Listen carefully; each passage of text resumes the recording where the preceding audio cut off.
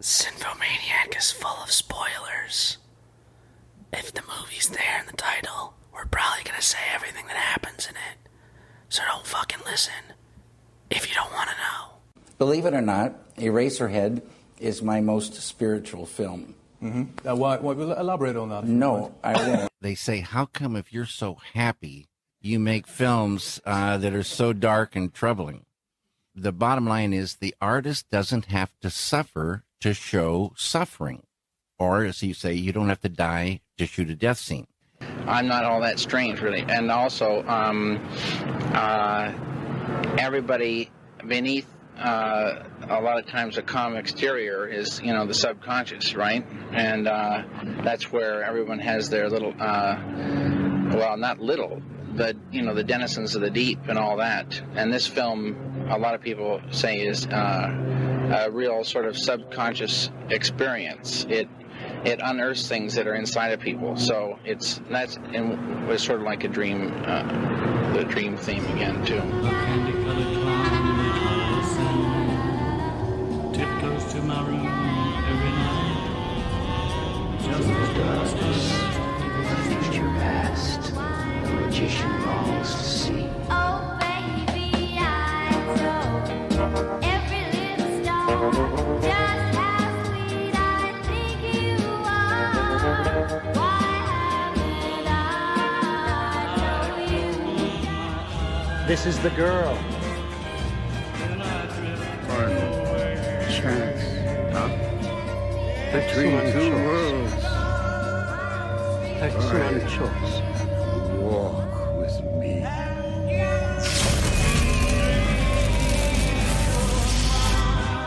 we live inside We live inside a dream. Heineken! Fuck that shit! Pabst Blue Ribbon! All right, Dana, what is up? How's it going? Marcus, a happy Lynchtober to you, sir. Thank you. I get excited Happy every time second, you second celebration. Lynchtober, and Yeah. happy Blue Velvet Day. It Very is Blue stoked. Velvet Day. Very stoked. You don't even know about just like I realized I had enough time this week to like really dive in as deep as I could possibly go, because I've seen this movie Blue Velvet. I've seen it probably like, I don't know, at least 10 times throughout my life, if not more, like probably more. And even. yet again, this is my second time seeing it. Right. So, I mean, probably more because, like, I think the first time I saw it would have been 10 years ago. I kind of mentioned that last week, just kind of around that period of time. But, so I've probably seen it like at least like 2-ish times every year since then. So, yeah, probably like 20 times at this point.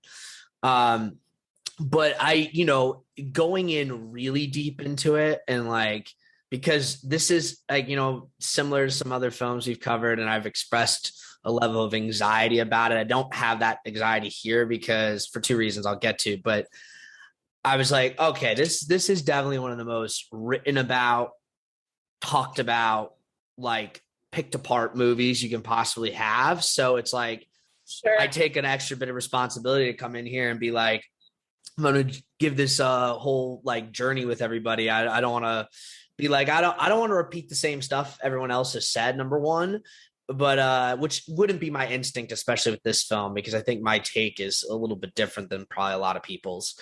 But it's just more like, I want to make sure at the very least, to people who aren't familiar with everything there is out there, I'm at the same time doing a good job of like, if you only ever listen to this podcast, like you're going to get a lot of the juice about what this movie is, how it came to be, what's David Lynch's deal, that whole thing. And there's a lot of great stuff. What is his deal? We will get, What's the deal?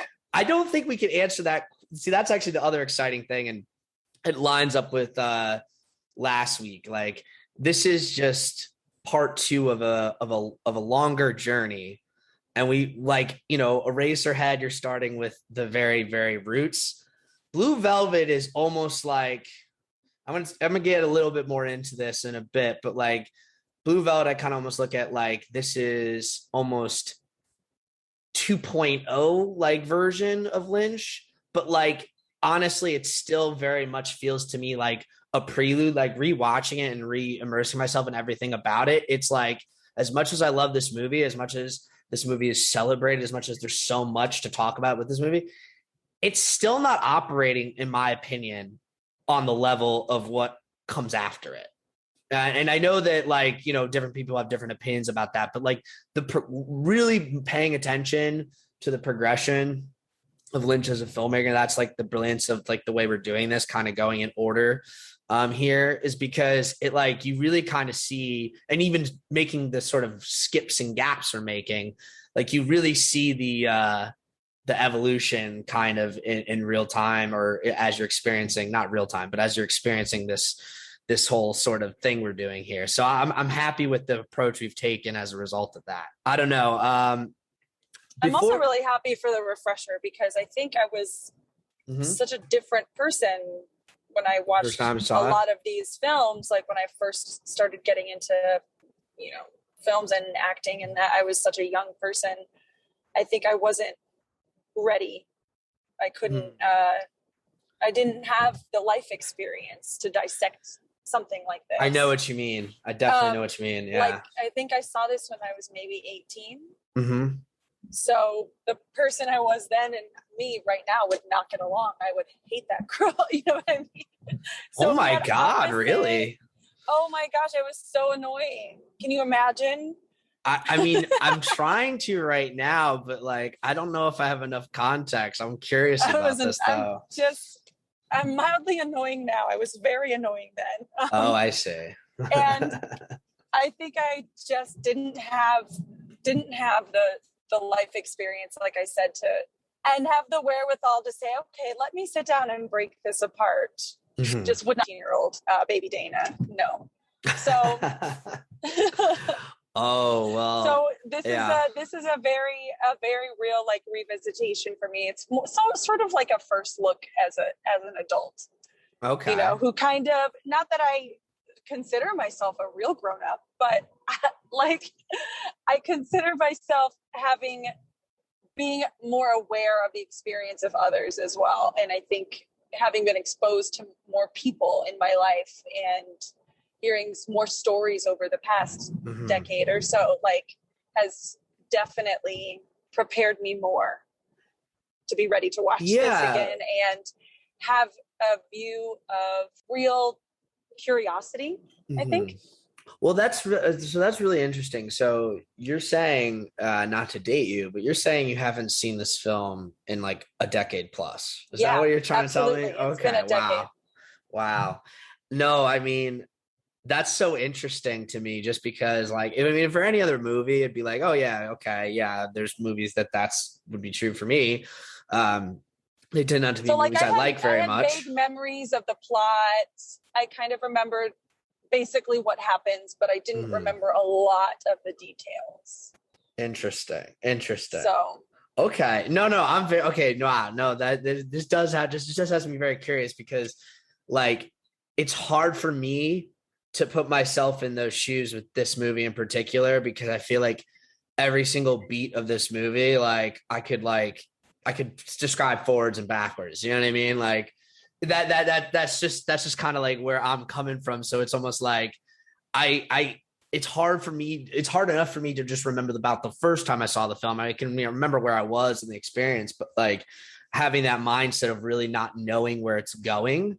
Because now every time I watch it, it's never that. It's never like I forgot where it's going or like what even happens almost scene to scene. It's more like what else is left that I haven't noticed. And honestly, there wasn't anything too particular within the film. I kind of wished there was. I was hoping I'd come in here kind of similar with Eraserhead and be like, though I think to be fair, Eraserhead was probably more like the situation you're describing with you in this week. And like, I'll be like, oh, I noticed this. This is a connection that I didn't even realize was there, or this, that. And I didn't really have that. Like almost everything within the text itself existed to me the same way it did in my memory.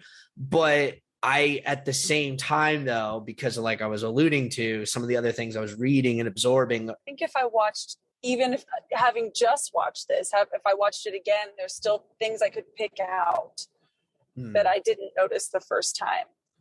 Yeah, no, for sure. I mean, that's what I'm always hoping for, but it just depends. Like, like sometimes I think in my case, it was really more about all the other things I was reading and thinking about and attempting to bring to it. Wait, so just very, very briefly, before we get into, again, part 2 of Lynchtober, Blue Velvet, this is what we're doing this week. And I know, by the way, that timing wise, I mentioned this last week, but yesterday did actually mark the 20th anniversary of Mulholland Drive's release.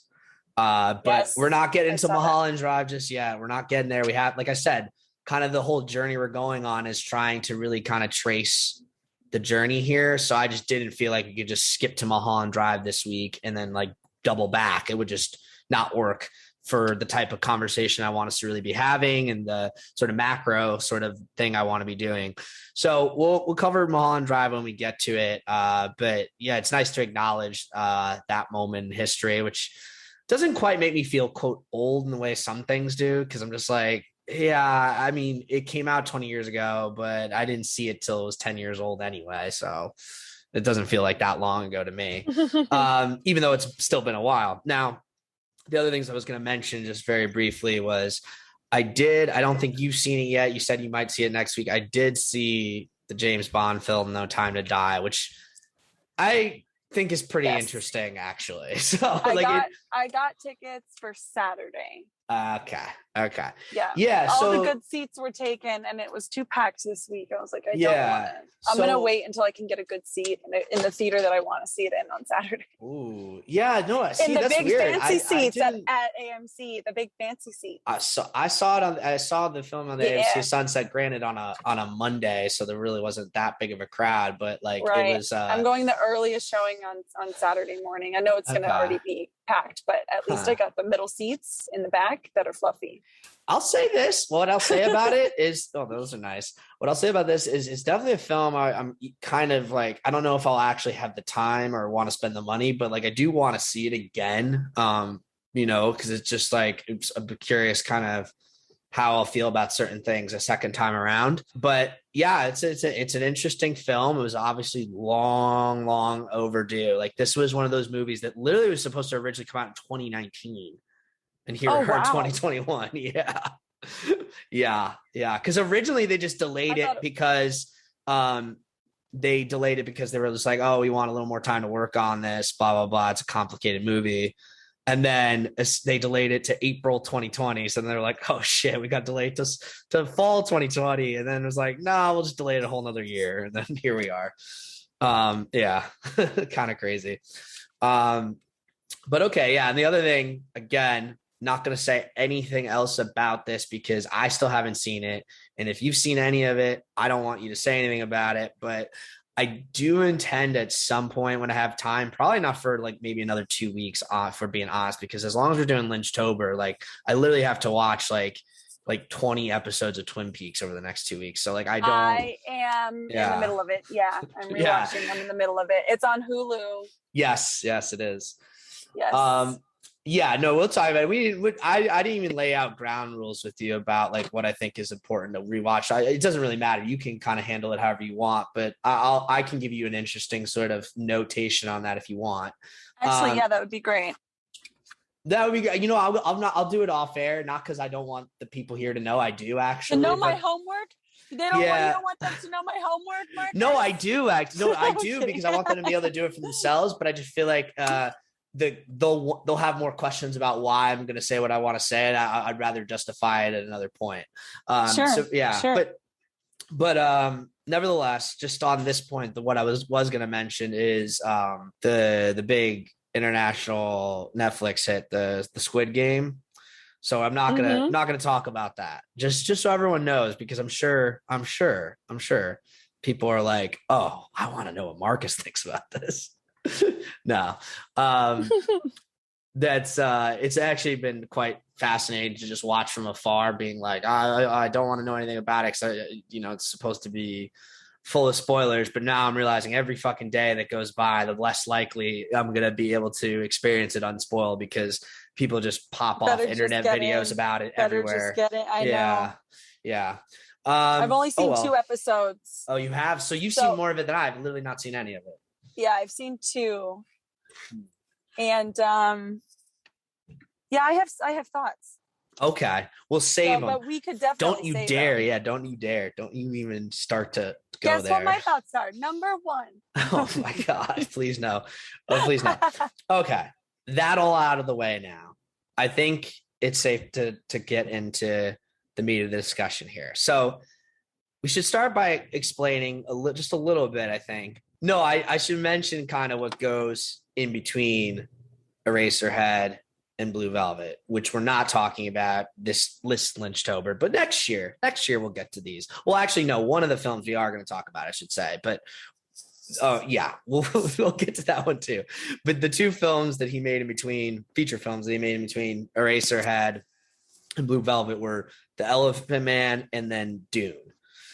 We are, of course, going to talk about Dune in relationship to the Denis Villeneuve Dune that's coming out at the end of this month.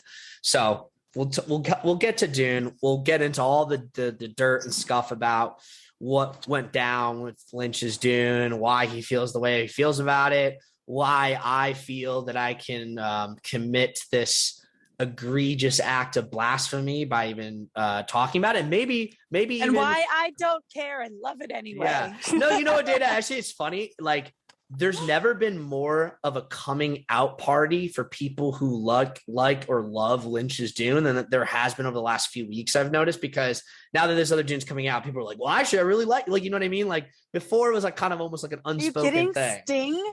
And the reason that okay, yeah. I shouldn't get too much into it, but Lynch always has these dichotomies, light and dark, beautiful and disgusting, and I think all those things are present in this sci-fi world that he created in Dune, and the practical effects are dope. Like, just there's so much to say about it. We're gonna get into it about why I like it, and I don't care why that he hates it. I'm gonna like it anyway.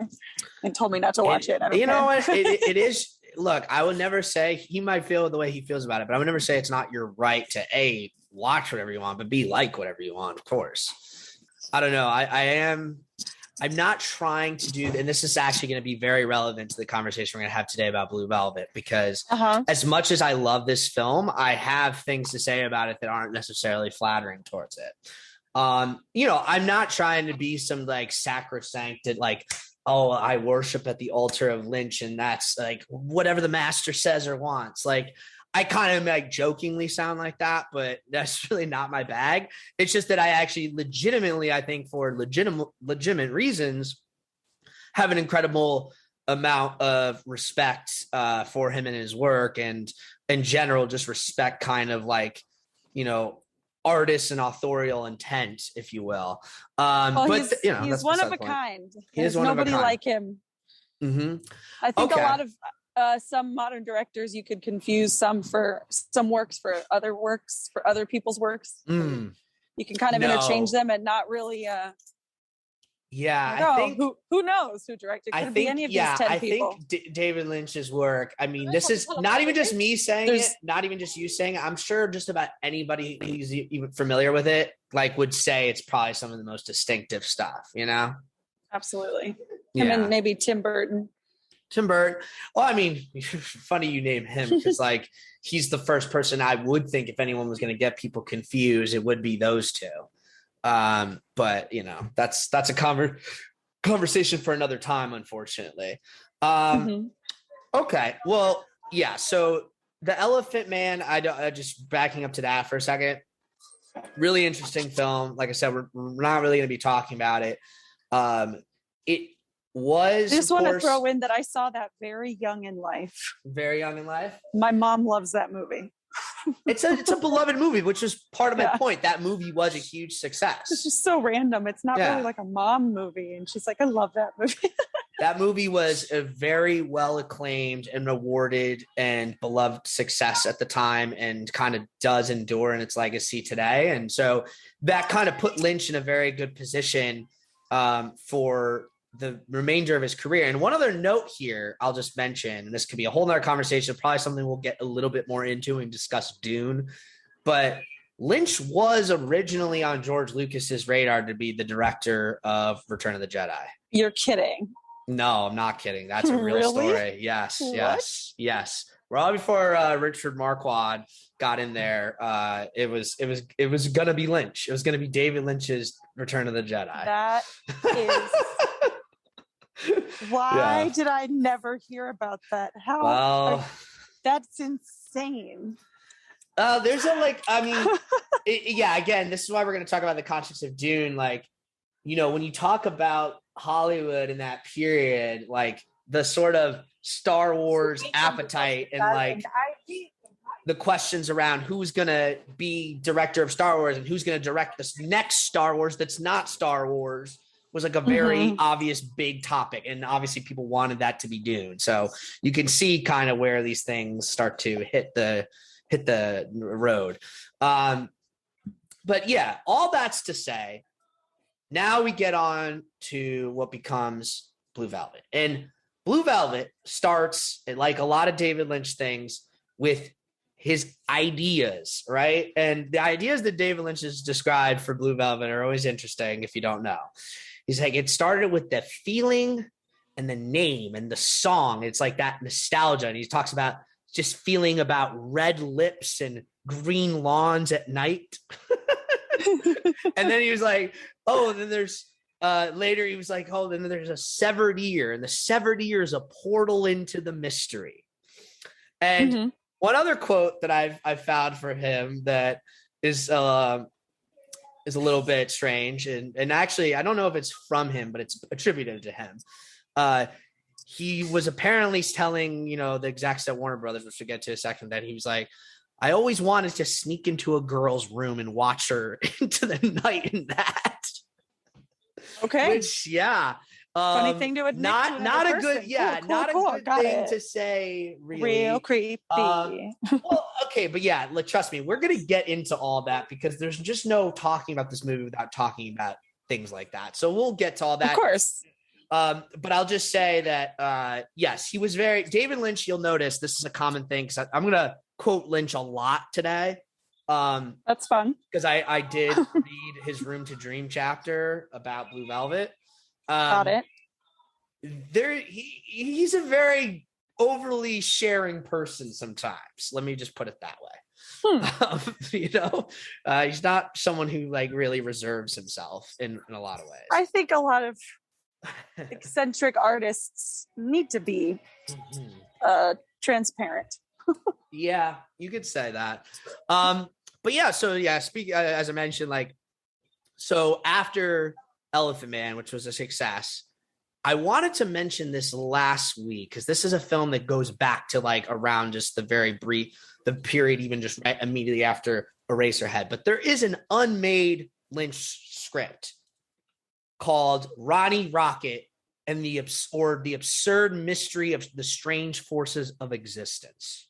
Oh, did you mention this? I did text you about this because I was like, damn it, I forgot to mention this last week. You forgot to mention it. Yeah. So I'm not going to say too much about what the supposed content of this like unproduced script of David Lynch's is, because I think you're going to find when we talk about Twin Peaks both next week and when we revisit it for the return, there's a number of things in there that I relate to ideas that probably originated with Ronnie Rocket, right?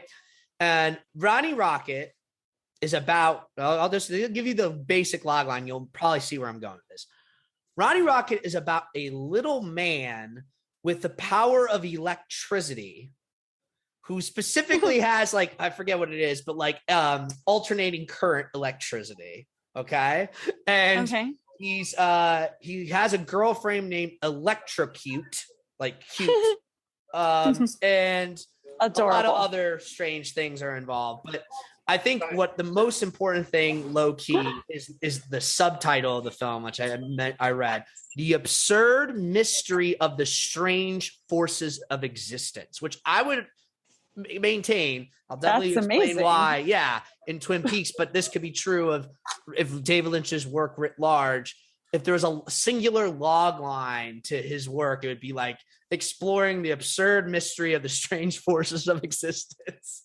So in other words, he knew kind of right away where he wanted to go, but Ronnie Rocket, he was having a hard time figuring out how to get this made, even with the success of The Elephant Man. So he was working on other ideas, and I mentioned some of those ideas that he had that led to Blue Velvet. And so he started writing a script, and he was in talks with different executives, including at Warner Brothers. And they was like, okay, we'll take this. And the way it worked, I think, is they bought the rights to him for, again, on like a temporary basis. There would become like a turnaround period where after a certain amount of time, if they didn't do anything with it, the rights would revert back to Lynch. It was kind of like a standard Hollywood practice, right? But Lynch didn't really understand how that worked. And so he was working on Dune. And so this is something we'll talk in a lot more detail when we talk about Dune, but it's kind of part of the narrative of Blue Velvet as well, because both Blue Velvet and Dune were made with the De Laurentiis Entertainment Group, which is run by Dino De Laurentiis. And Dino De Laurentiis is one of these like a storied Italian film producers who then like in the late 70s, early 80s kind of came to the United States to be like, I'm going to start a new Hollywood studio, basically. Cool. And so he formed the De Laurentiis Group, and they, they had like the studio, they had a studio in North Carolina, which is where this film was shot, Blue Velvet. And I don't want to get into like kind of like where that went writ large. I'm not really the expert on it, but the point is the De Laurentiis Group is not what it used to be, or the De Laurentiis family still owns a lot of particular rights to things.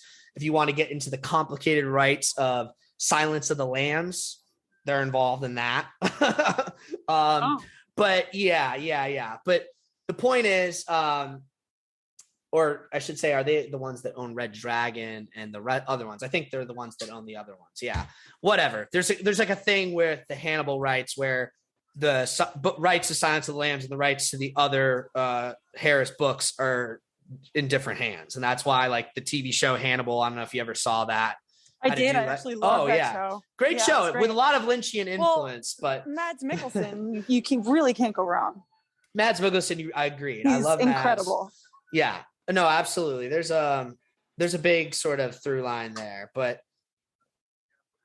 anyways, so yeah, Dino De Laurentiis is an important figure in this period in Lynch's history with both Dune and Blue Velvet. So having been working on Dune, despite what went wrong with Dune and Lynch feeling like the film was taken out of his hands and his just deep anger and sadness and frustration with that, he was still like, I want to get this other movie, Blue Velvet, made. And Dino is a guy who has a lot of money, and despite my problems right now, like, will fund this movie, I'm pretty sure.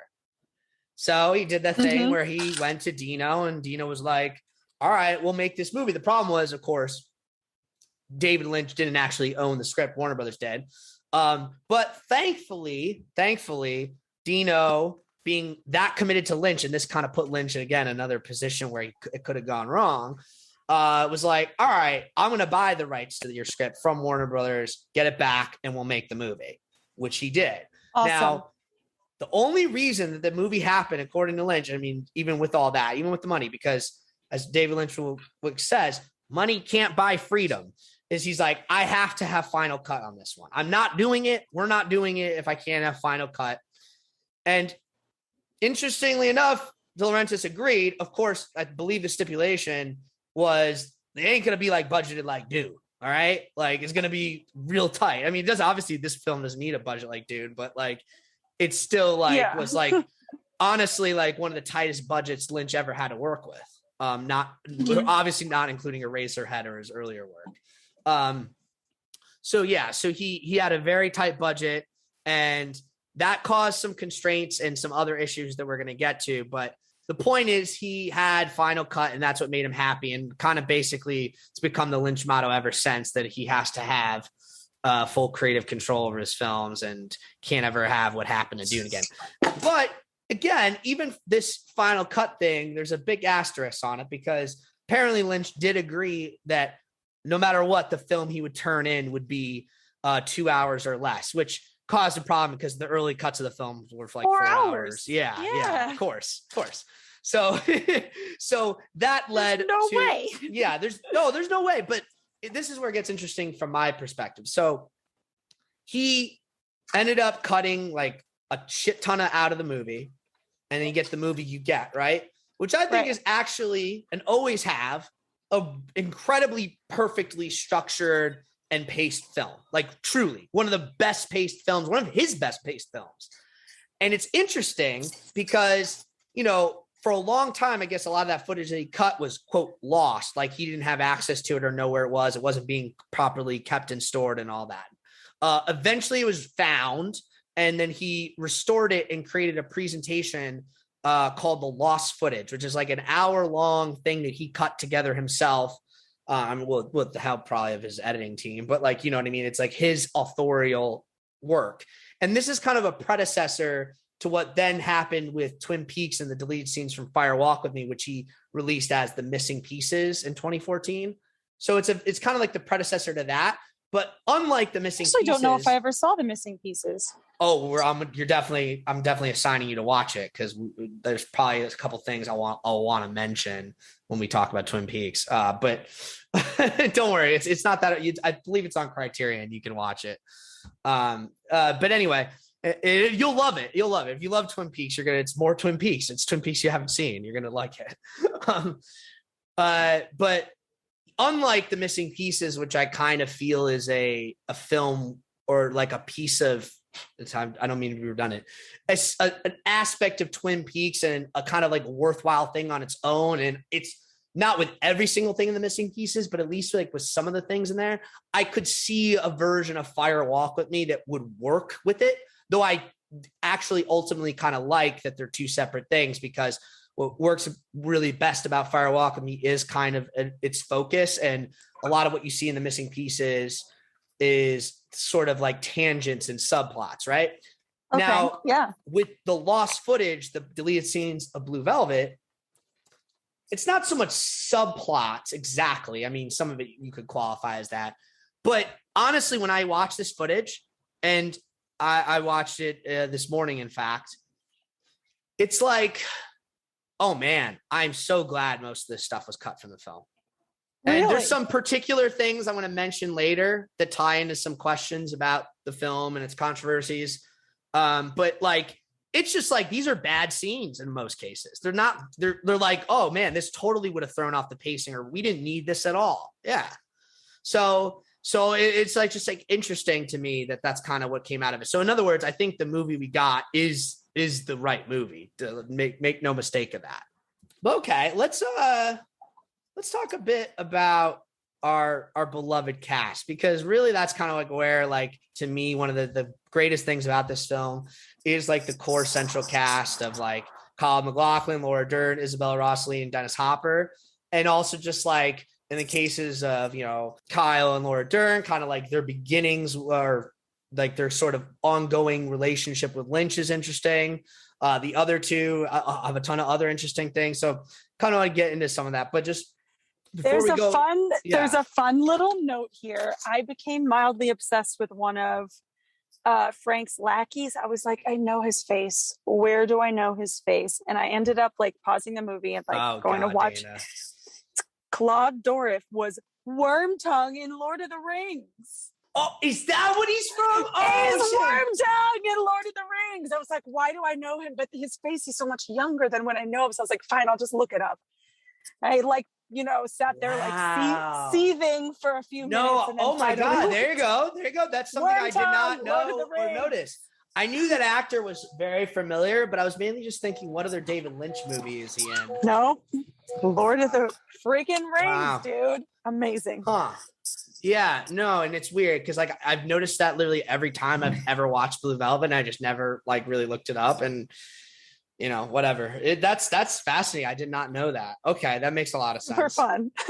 No, I thought you were just gonna say something about Jack Nance. I was like, Dana, we've talked about this before. You know that he's in the movie. I told you this. You've seen it. Like it looks exactly as he does in Twin Peaks, even down to like the weird bucket hat he wears. Oh my gosh, yeah, the bucket hat. He's just like, my name is Paul. He just like stares at him weird. Anyway. But yeah, no, I mean, aside from even that note, Dana, like just because there's something, a small note that I want to point out, and I wonder what your opinion on if this was sure a character choice. This has nothing has nothing to do with the film. It does. It's just superficial. Okay. Kyle MacLachlan's left earring. Oh. Oh, you gotta be kidding. Was it there before and he just kept it? Was Lynch like, listen, you need an earring? Okay, so let me talk about this because that's actually a question that I've never had answered. But it nagged at me. I've never had that question answered. My assumption is that it's MacLachlan's. Probably. And my right? assumption is that Lynch didn't really have a particular opinion about it, and just that's cool guy Kyle. Cool guy. But it is cool interesting. It is interesting to think about the what if of like, oh, if this was a specific character direction or something that Lynch intended to be like something in there. Because obviously every the significance time it was of ears. in the shot, it nagged at me. Who put that there? Who put that there?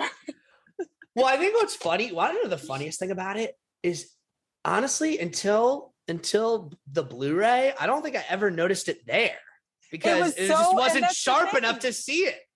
It's also like it's not like a hoop. It's like a small, thin hoop, you know? Yes. It's an unassuming hoop. Earring. Yes. No, exactly. That's what I'm saying. You don't notice it until you're like up close. Yeah. And like even then you need the proper resolution. But the thing is, it does kind of fit with his character.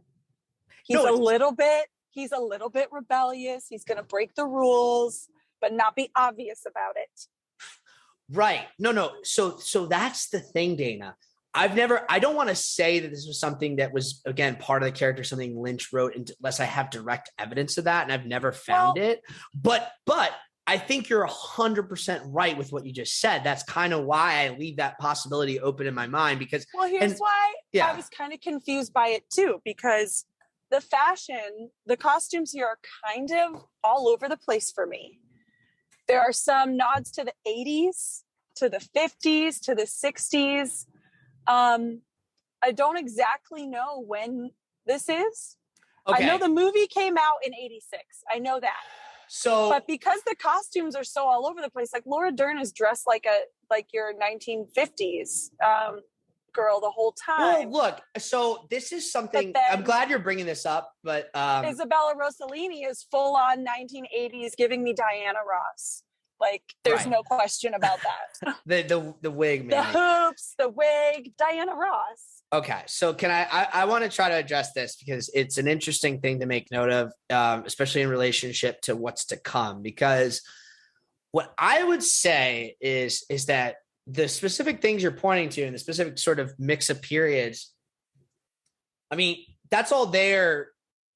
You could say it's not, you could argue that it's not well put together. And in fact, I think if you want to make that argument, I think I largely agree with you, but it's there, it's all there kind of as a result of very specific factors. Like, so obviously movie actually is made in the mid 80s. So the fact that the mid 80s fashion and identity are present makes sense.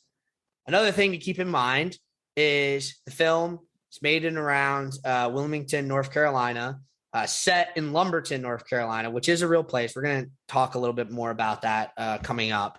But the point is that like it's hard to say if this would have been true of a place like North Carolina, but in general, when you're not in like the major quote cultural centers of the US or of any place really, fashion tends to be a little bit more retrograde in comparison, right? Like they're like, as they might say, especially in the pre-internet era, they're like 10 years behind or whatever. It's cool in Paris, and then it's and New York, and then it's cool in LA, and then it's cool in Beaumont, Texas, and Live Oak, Texas, and all those places. Right. Yeah. Okay. Yeah, exactly. And then I would say on top of that, though, I think that's not too big of a factor here, except maybe if you're like overly paying attention to people in the backdrops or stuff. But I think most of the people I see in those areas definitely appear very 80s, maybe more early 80s, late 70s, but still 80s.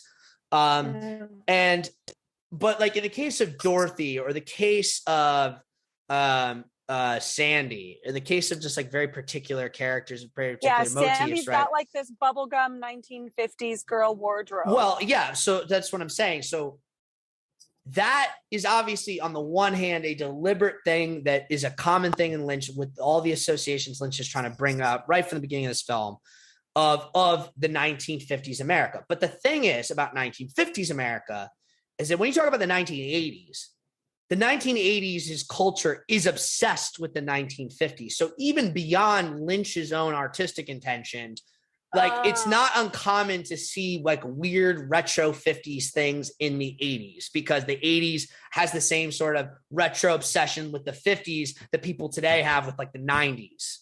See what I'm saying? That actually makes a lot of sense. Even in Back to the Future, they go to the 50s. That's the entire reason for Back to the Future. Right. Yes, they're in exactly. the 50s and everyone's wearing, okay. Mm-hmm. No, I know. It's weird to think like, oh, people back then were obsessed with a different period. Of course they were. I'm picking up what you're putting down. This makes sense. Yeah. No, they do. Yeah, no. It's actually not that he's a filmmaker or a film I really want to talk about, but it's a side note because it was well articulated in this. Was if you remember the film Midnight in Paris, have you seen that? Yes. Okay. So there's the whole thing where Owen Wilson is obsessed with going back to the 1920s, and then he's finally like shows Marion Cotillard, the girl he's interested in, oh, hey, like I have this thing you could do. And then she goes back to the 1890s and he's like, why the hell you want to be here? This is boring. She's like, oh, this was the best period ever. And like, so the point is just like everyone kind of just like looks back 30, 40, 50, 60, 70 years into the past and thinks that's where they want to be. Now, again, and I'm going to get to this because it actually is very relevant to the movie. The specifics of what the 80s' relationship to the 50s was beyond just like, oh, like it's cool or something again is a little bit more complex than that. There's a little bit more to it than just cultural memes. There's a certain sort of attitude that was trying to be brought about by it.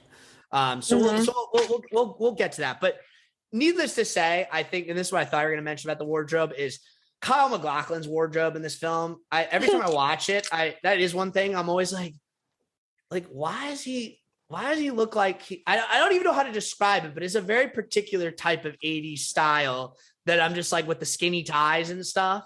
That I'm just like, I hate it. I hate it. I'm not gonna lie. I fucking hate it. I'm just like, can you not?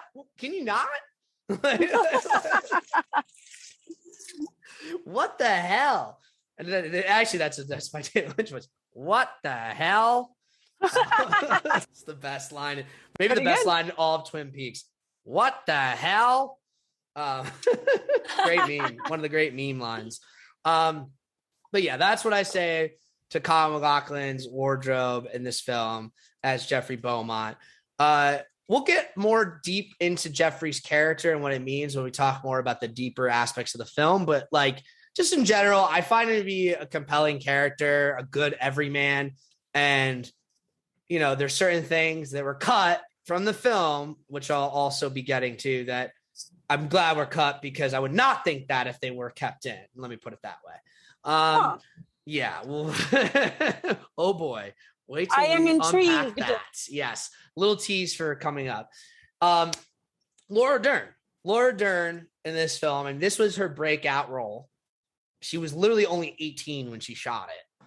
Wow. Yeah, she looks like baby Laura Dern. She's baby Laura Dern. No, and it's funny, She's like, so pretty.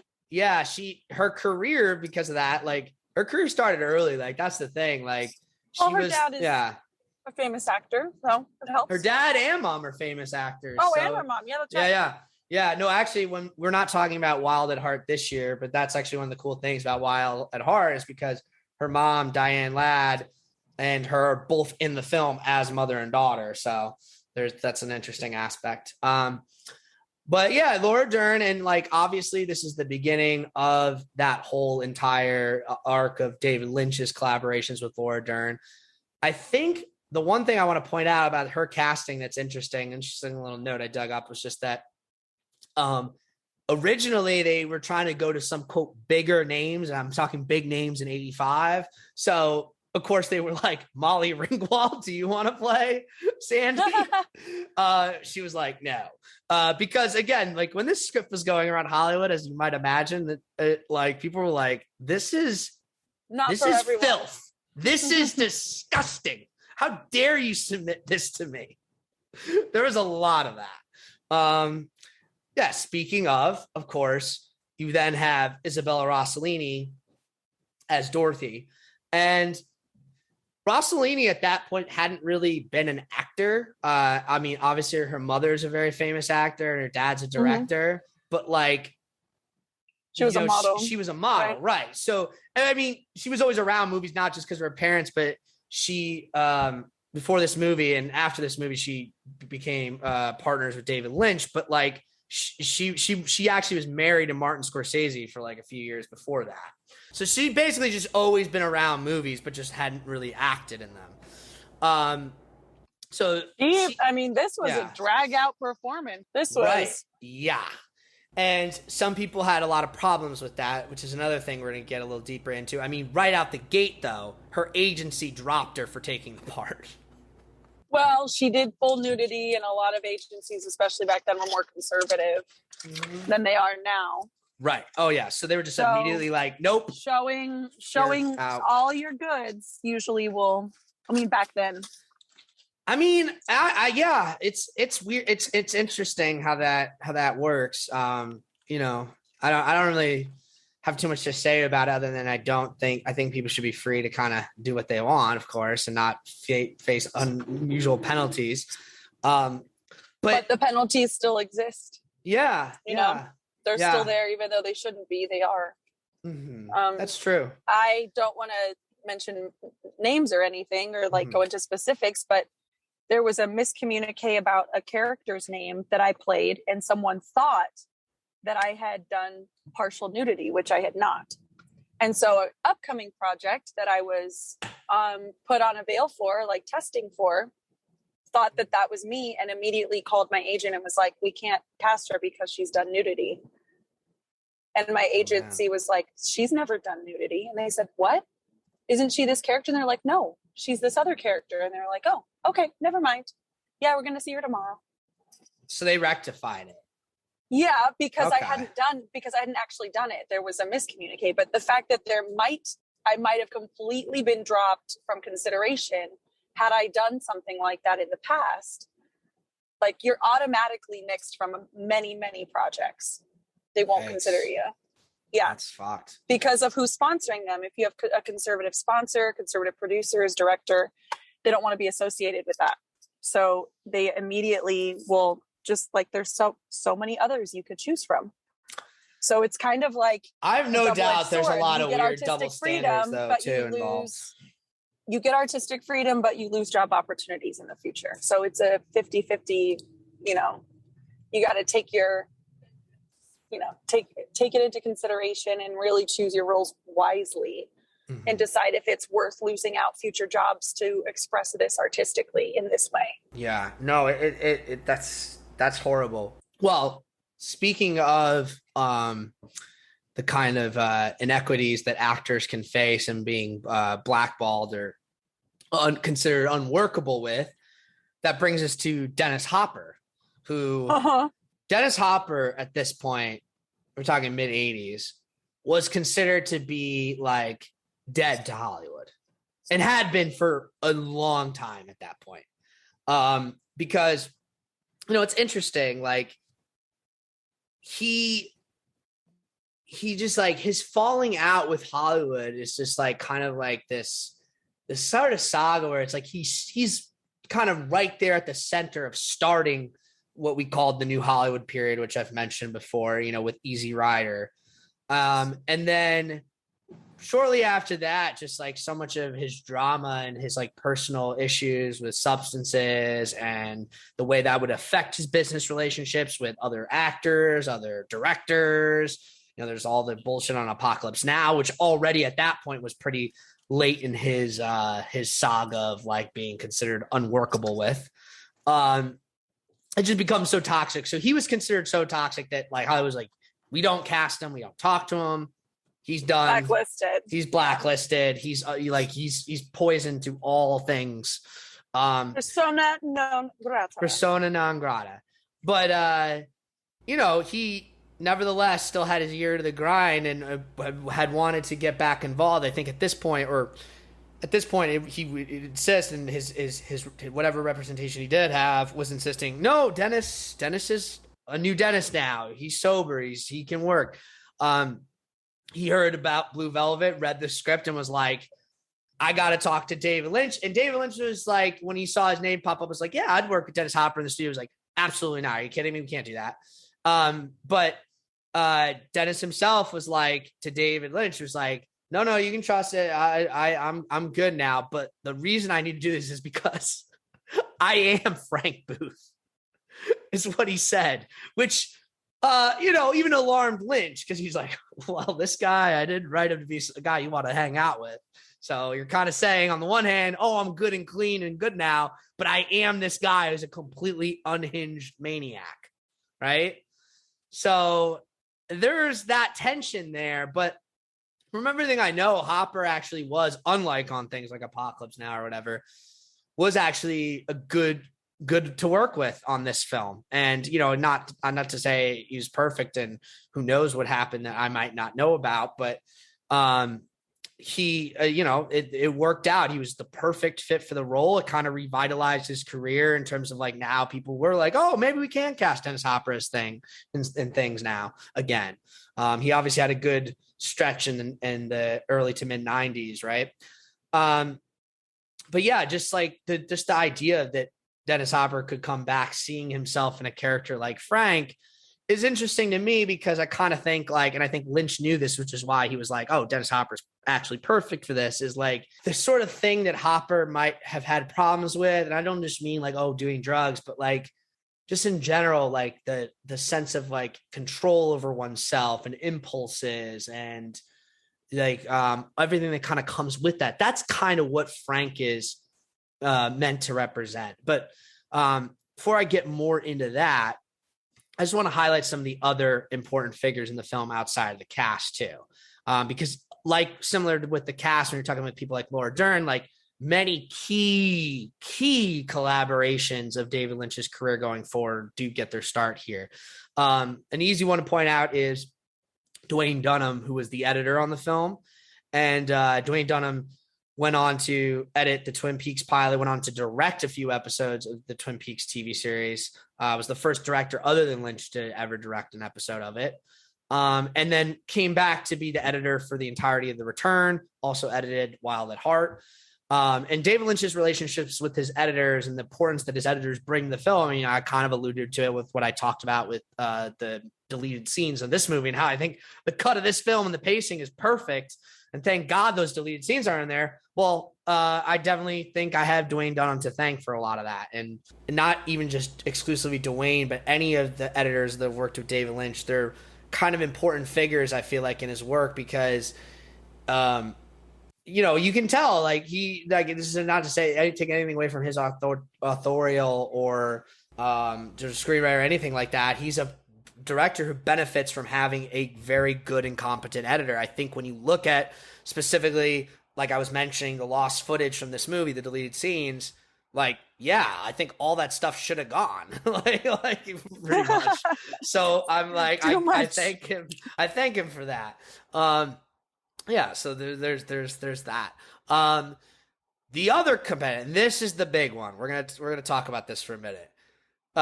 This is the film that brought David Lynch and Angelo Badalamenti together, and that is like, I mean, they'll tell you themselves. These guys are like brothers. These guys, their collaboration and what they've done together means like the world to me, because I cannot think. Set aside Blue Velvet itself for a second. I mean, could you imagine the world or anything related to Twin Peaks without Twin Peaks' music? Like, Absolutely you know what not. I'm saying? Like this is, I mean, this is just like, I actually Necessary. watched like the first like 15-ish minutes of the Twin Peaks pilot last night, and I had to stop it because I was like, I need to do this podcast before I immerse myself in this. But like, I cannot. I mean, I really cannot. I feel like on the one hand, like a huge tool for admitting this, but like I'll just have to, because there's just no way where it's not going to come up a million times next week anyway. I cannot listen to the Laura Palmer theme, specifically the very first time you hear it in that pilot episode, without going full Andy bawling like a baby. I swear to God. Aww. It's so sweet. Well, yeah, again, we'll talk about It's it. emotional. I mean, saying it emotional is like saying like a gunshot is painful. I mean, I don't like this is like the full weight of the strange forces of existence hitting my body. You know what I mean? Like right. This is just like, this is the rapture. I mean, granted, you hear that song so much throughout all of Twin Peaks, particularly like the original run. The music is used a lot more choice sparingly in the return, of course. But like, so it's not like, oh my God, it's sobbing every time I hear it. That would be like literally every 5 seconds. That's why I denoted particularly the first time you hear it, because when you hear it that time, that's when it's originally kind of timed for, if you will. And it's like, I mean, there's a couple other scenes too where it's like that it really hits you, but like, it's kind of like you just feel the whole, and the more you understand, this is the thing, this is not something that happened to me the first time I saw it, or the second time I saw it, or the third time I saw it, even maybe the 4th or 5th time I saw it. This is something that happened now more recently, because it comes with the full weight of the understanding of what it is and what this show is about and what it means, and like all these different things. And when I think about kind of like how the music captures that, or more importantly, how the music itself created that, it's just, there can't be anything else to it. And we'll talk about it next week, but the story that Angelo tells and David Lynch tells, they're very good about telling their stories the same way. It makes my research job very easy, because they're pretty consistent, or it just shows how they think alike, or that they're both very honest about it. Either way, or they've just both listened very carefully each other tell the story, and that's how it becomes minted. You never know. You never know. But the story they tell about recording that song and how that came about is just like the classic example of how they work together. But rewinding it now back to Blue Velvet, like the way they actually got together, it's like, it's funny. It almost didn't happen. It was in a very particular set of circumstances happened. So I'm going to tell you, because I don't think you know, and I want our audience to know. So just a little bit about Badalamenti before we start. Like, he's just like, if you ever see him or hear him, and he makes a cameo in Blue Velvet, he's actually the one playing the piano when Dorothy sings. And he has cameos in a bunch of Lynch's films. He's in Mulholland Drive, very notably, spitting out the espresso, all this stuff. But he's like one of these real deal New York, Brooklyn, Italian, Sicilian kind of American guys. Like, so he sounds like he's straight out of like a Scorsese movie when he talks. It's like, he looks like Paulie from Goodfellas. He just sits there. He kind of does look like Paulie. Oh yeah. No, he does. He's like a big guy, just like, hey. But he's like, I mean, unlike them, he's not like some tough guy. He has that very kind of like, almost like sweet, soft way of talking, but just, you know, with the accent. I love it.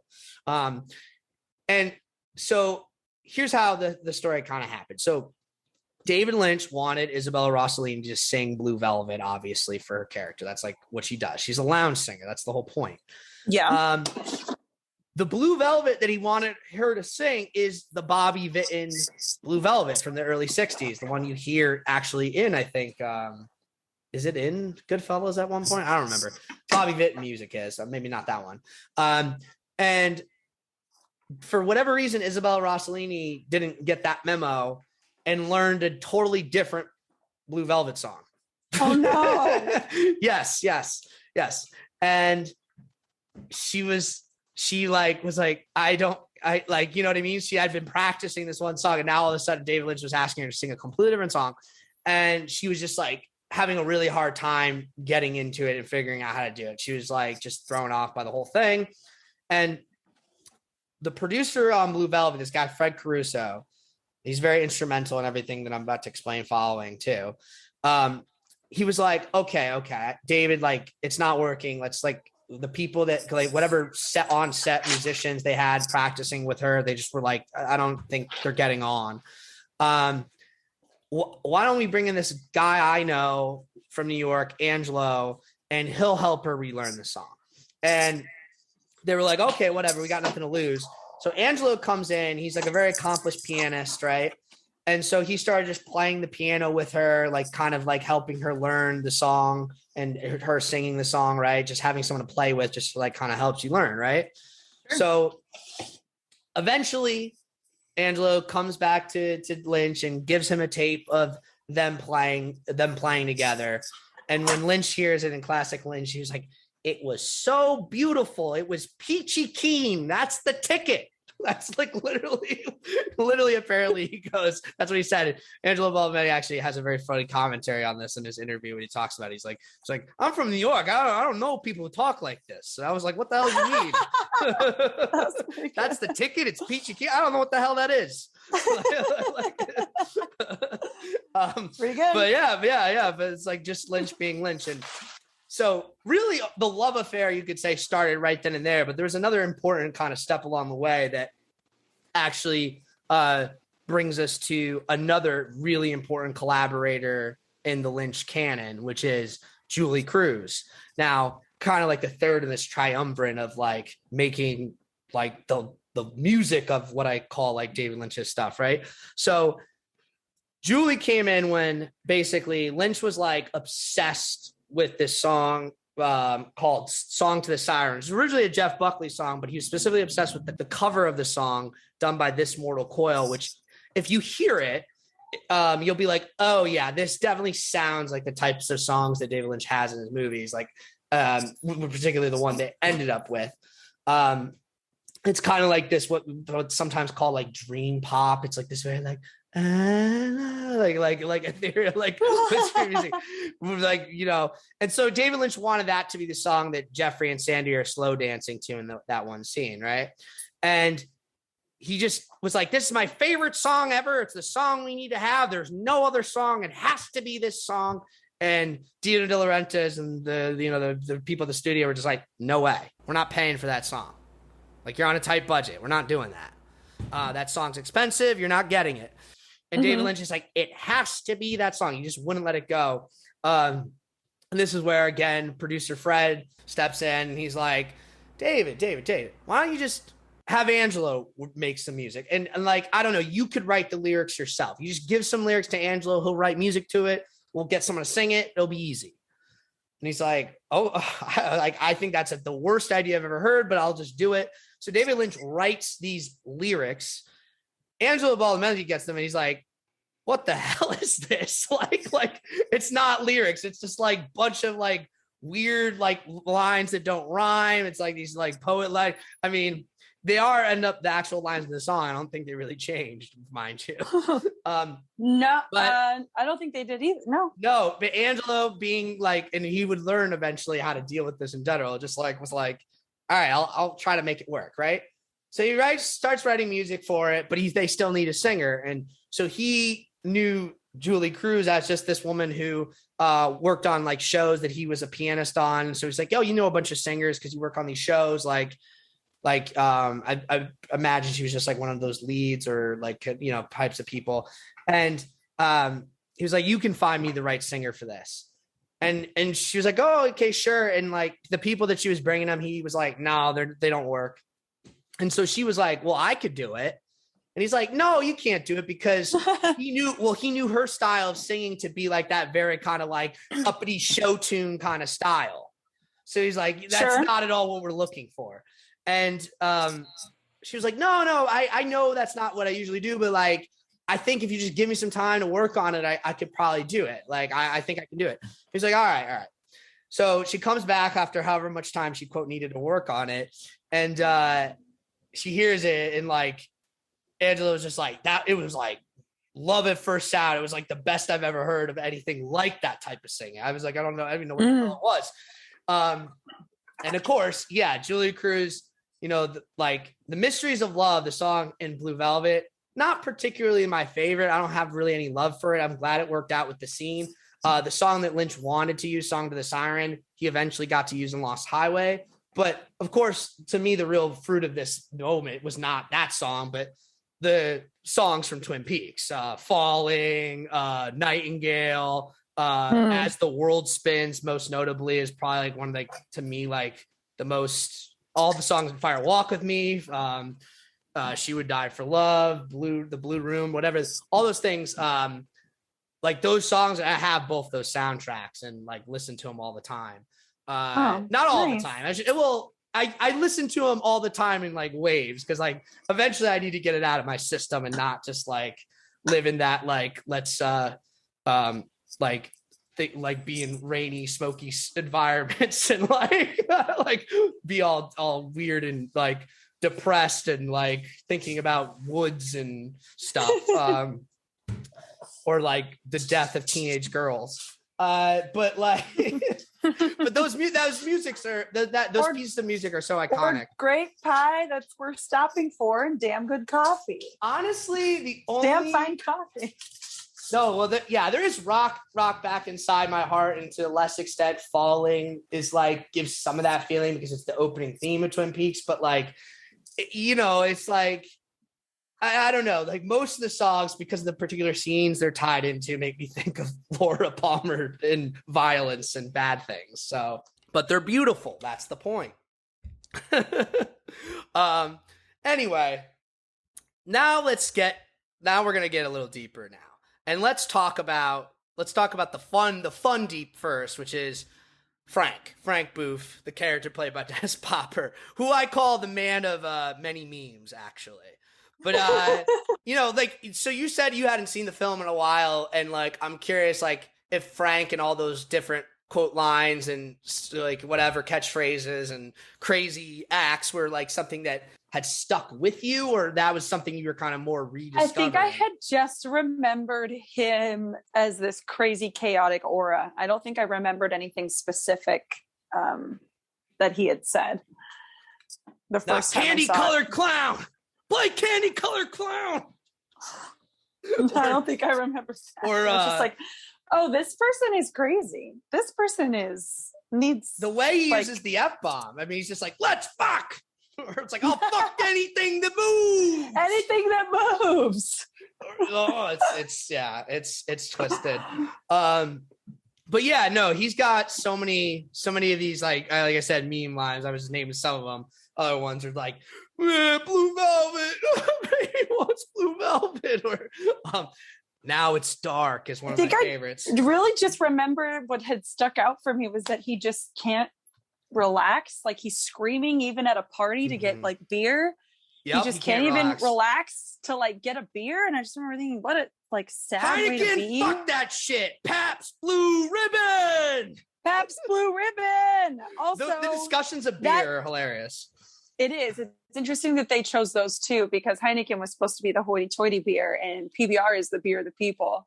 Well, I think that is the point here. It's like, oh, you're like some fancy little schnob. Mm-hmm. It's like, drink Pabst Blue Ribbon. I did remember that scene, that part of the scene where like toward the end, like Frank puts on lipstick on himself and then kisses Jeffery. Oh yeah. That's some part of the candy colored clown thing. Yeah. Which I want to like say a little bit about that because the song itself is actually called In Dreams, but Frank always just yells candy colored clown, which is because the first line is a candy colored clown called the Sandman tiptoes into my room every night. But that's a Roy Orbison song. Now, Lynch originally thought of Orbison's song Crying as the song he was thinking of, like, oh, that's the song that should be in the film, before having the all too obvious realization, no, what am I talking about? Orbison literally has a song called In Dreams. Obviously, it's In Dreams that I'm thinking of. Crying's an amazing song, though, too, that's been in a lot of good movies and shows and stuff. But so originally, too, it was like the idea was like, okay, Frank is going to sing the song himself. That was the idea. Like, I'm going to have, like, Frank's obsessed with the song. We're going to have a scene of him singing the song. Now, Dennis Hopper was friends with the actor Dean Stockwell, who had been cast to play Ben. Ben's the guy they go see, who, of course, actually ends up doing the lip sync of the song and all that. But Ben, so they were buddies. Ben is the one in real clown. I mean, Ben's got clown makeup. Ben's got full on clown makeup on. Yeah. Yeah. So Dean Stockwell would help Dennis Hopper like practice doing the scene, basically. And Dennis Hopper sometimes would just kind of like zone out and stop like doing it. He was just like kind of stand around, but Dean would keep going. And so one time David Lynch saw this. So he just like saw like Dennis Hopper just like staring blankly while like Dean Stockwell was singing along with the song. And he was like, that's it. That's the scene. It's like you just staring at him like a weirdo. Like that's much better. It should be Ben doing the song and then you should stare at him. And then another interesting little tidbit to even make it better came out of the fact that, so one of the on-set props guy on the film, this guy Shaw Burney, he was being told like, hey, we got to hide a mic somewhere in the set. And he was like, oh, fuck. I was like trying to figure out where to do it. And he had one of these little construction lights that he was just looking around the corners with. And then he like stood up once and there was a mirror around and he saw his reflection of the light like flashing in his face. And he was like, he thought it was the creepiest thing he'd ever seen. So he's like immediately like, it's the kind of creepy shit David will love. So he like pulls David over. He's like, David, look at this. Look at this. And he's like, that's it. Like, so he was like, now he's Sure like, enough. you should put the light in Ben's face while he's singing it. He'll hold it like a microphone. And it'll like have this creepy effect. And I think probably the makeup, came with that too. The makeup helps, the angle, like, oh yeah, that's nobody's good angle is light from under your chin. I'm sorry, Yes. I don't care who you are. Nobody looks good from that angle. Yeah. Well, it's funny because I've heard the story of Shaw himself tell this, and like it's so Lynch because he was like, once David saw that, like he just like was like the most excited kid at Christmas. He would not shut up about it. He was like, I can't wait to shoot the scene. Oh my God.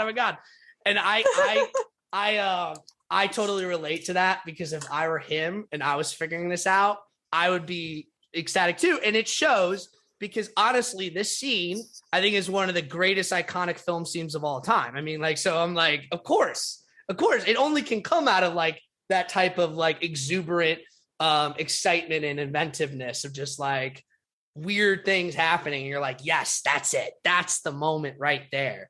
And like every time I watch that scene, I'm just like, I'm transported because it's just like that song and everything about it is just so good. And then obviously this sort of like B side of it where, as you point out later, where Hopper's like putting on the lipstick and it's like you're fucked forever. Like, it's like a love letter right from my heart. That's a gun to the head. And then you're fucked forever. Like, You sound exactly like him. This is do creepy. I really? I'm trying to do my Frank impression. So guttural in his throat. Yeah. Like, don't be a good neighbor to her, pal. Oh man, I love that scene so much. And like, the funniest little detail, which always cracks me up, is the one girl who gets up on top of the car and her so In the pink awkward skirt. dancing. She's It's my like the favorite. most awkward dance of all time. I mean, It's so honestly. bad. But that's what makes it so good. It's so bad, it's so good. Like, you're just like, what is going on? It's the weirdest scene. That's what I mean. That's classic Lynch right there. I mean, It just that goes to scene, show I think it's a commentary on maybe the people who are just ignoring all the world that's burning and continue to dance around it, because some people are being brutally beaten. Yeah. Like 4 feet from this woman. And she's like, I'm gonna pink mini skirt. I'm gonna dance on the car while these people are maybe murdered. Well, you gotta think that she's seen a lot of this. She's seen a lot of this. She's definitely been desensitized. She does not care. No, and it's also like, hey, what is she gonna do? She like starts being like, don't do that, then she'll just get killed. So it pays to be just like, he says, get it, like, put on the song, you better just get up on the car and dance to it. Plus, she's probably also like, some of the thinking too is she's like high or something, just like doesn't even fully know what's going on. Like, that's kind of where I was thinking too, is they were on some kind of like maybe hallucinogenics. She doesn't really know what's happening. Like ketamine or something. She's just like, who knows? They don't really get that specific with that. So just, I mean, beyond the memes though, I mean, one of the important things that just comes out of that specific bit where Hopper is looking at Frank's looking at Jeffery is he like starts repeating the lyrics, the specifically the sort of refrain lyrics that are like very deliberate. In dreams, I walk with you. In dreams, I talk with you. In dreams, you're mine all the time. Right? Now, what that to me starts to get at, that gets into like the whole actual kind of point of this film, right? Is in your dreams, like as in your subconscious. In your subconscious, the darkness within, like the untamed, the desperate, the needy, the id, right? Like, because really what this movie is, and this has been talked about, but I'm going to try to talk about it in a way that I think is better than the typical discussion that's had, including by actual scholars, no offense. Even ones I've read, like this is an overtly Freudian film, but I think like the basic notes of what that's meant to be have not like been explored fully the correctish way, if you will. So I'm going to try to correct the record here as I do. Right. Well, it's pretty obvious for Frank. Well, that's exactly, but that's why I'm starting with Frank. His Freudian issues. Obvious. Yeah. Yeah. He's the obvious point to which all the other points kind of build off of. Right. Mm-hmm. So, but I think just even like to say, I think it's, you know, kind of where I'm going with it is like, it's like, there is the Frank within all of us is kind of like the idea here too. It's like, and there's like a specific note too with the texture of the film. You'll notice one of the things that Frank seems very obsessed with, all the nature of his fetishes, his different tics. Like there's a degree to which they are, if not literal, but as symbolic of at the very least of nostalgia. And therefore, like if Frank is all id, which is what I would say he is, or what he's meant to represent, right? Then it's what the film seems to be suggesting is the idea of nostalgia as a kind of id regression. Like it's not that it's inherent to that. It's not that all nostalgia is like this, like infantilization of yourself, but it's one possibility. Like, and even like if it's again, and then just in the context of fetish, which from a Freudian perspective, it almost always is, it's not inherent to that. I'm not saying that like, oh, if you have some sort of type of fetish, that means you're some psychotic monster. Definitely not that my point of view on those things. But there is an idea that like, it's a kind of synonymous to this inability to wake up from this dream, like get out of your subconscious, get out of that place. Like so Frank is a guy who's like, that's what I'm saying with the whole idea of the song and dreams and the candy colored clown. It's like, he is stuck in this dream world and he wants to drag and the others oxygen mask with him. Helps. Yeah, absolutely. Helps to like maintain. Oh yeah. Yeah. Well, yeah. It's almost like that's his little whatever sand or whatever. I don't know. I mean, he's got the drugs too. He's got everything. But like part of what that inability to wake up from the dream symbolizes within Frank himself, but also within all other people or all the things that Frank confronts, including Jeffery, is like, you know, when you're all id or unable to wake up from that dream of being like in this nostalgic, whatever, like regressive baby state, it's kind of like you're unable to confront the whole of your person, which would include in Freudian terms, would include your ego and your superego. And confronting that is important, particular, even beyond just like whatever Freudian thought, but like into like what I would consider like straight Lynch thought, which is the idea of like what it means to be a balanced person. David Lynch, and we're going to talk so much more about this as we continue with Lynchtober, but David Lynch is at his core is a person, as you might know, very into meditation and meditation philosophy.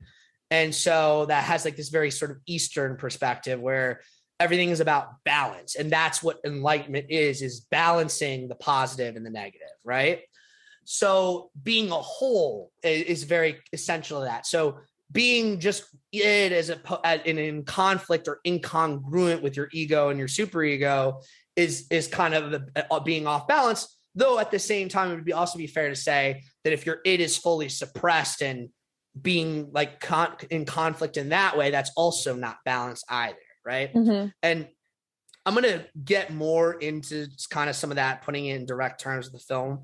But I just backing it up because I think it's a better place to also kind of make sure before we get into that, we're on all the same page. Is one of the other key points of Blue Velvet that's important for Lynch going forward too, is that this is Lynch doing neo-noir for the first time, right?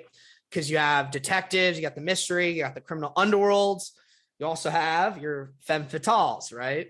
Absolutely. Yeah. And we've talked about noir, neo-noir enough on this show. And I know, Data. So I'm not going to belabor any of that points too specifically until we get into the context of this, which is, this is kind of the really like the sort of big meat now, which is, I think Lynch and this film are frequently or have been frequently pretty misunderstood. Which isn't to say this movie's perfect or that there's no bones to pick with it. I think there are, and we're going to talk about them. But like, so I don't know if you know this, Data, like when this movie came out, I'm sure you imagine there's some controversy, just like it's a pretty aggressive film released in a pretty conservative world of 1980s America. Right. I bet. Right? Yeah. That part is obvious enough, but like even specific critics, and the one I always remember, which is why I'm going to talk about specifically, is I remember watching this, like, because I used to go back and like watch old segments of Siskel and Ebert or Ebert and Roper when it became that, to like watch like baby Marcus watching it. Well, I literally did grow up as a little kid watching it, but like specifically, I mean, like if I saw a movie, I would go back and try to find that clip and watch it to see, because I would be curious if it came out during the era where they would have covered it, right? So of course I got to see what Roger Ebert thought of Blue Velvet, and I read his written review, I think his original written review too. And Ebert was pretty pissed off when he saw this movie. Really? And yes, and part of his pissed offness was he felt the film was ridiculously misogynistic. And specifically, even beyond just the text of the film, he was like, he saw the scene, the scene he's specifically referring to is the scene where you mentioned the full nudity. Isabella Rossellini as Dorothy is coming out, and she's not only naked, but like cut up on the porch, that whole sequence. And he was like, I just can't imagine that Isabella Rossellini was not like enduring horrible torture, making these horrible scenes. And like, you know what I mean? Like the sort of feeling that he was getting from the actual content of the film, he was like inferring it must have just been as bad to make in some ways. Right. Which, look, that can be true. And we know now that like a lot of times when nudity or things like that are done on sets, they're not done in a very comfortable way for the actors. Right. So I don't think his concern there was unfair or invalid. But it's what's interesting to note is what Ebert himself admitted that he learned later. So Ebert did like a revision on his piece like a year or two later, and he mentioned, so it wasn't even that long, it was like a pretty quick turnaround. He mentioned that he had learned, I don't know if he learned this directly from Lynch himself or some other close source, but he learned that that scene was inspired by a real life experience that happened to David Lynch when he was a kid. When he was a kid, him and his brother saw a naked and battered woman walking down the neighborhood streets at night alone. Wow. And apparently like this experience like really traumatized him. How And, like, could it not? yeah, If you're yeah. a young kid and you see a woman who's probably severely injured and been tortured, Yeah. that's not normal for a kid to Well, see. No, it's not. And I mean, not to say like, oh my God, this is the Batman origin story of all David Lynch's whatever weirdness or The interest. the Lynch pin. The Lynch pin. I was trying to avoid that, David. God damn it. I ran yeah. right at it, Marcus. Yep, you did. You got me there.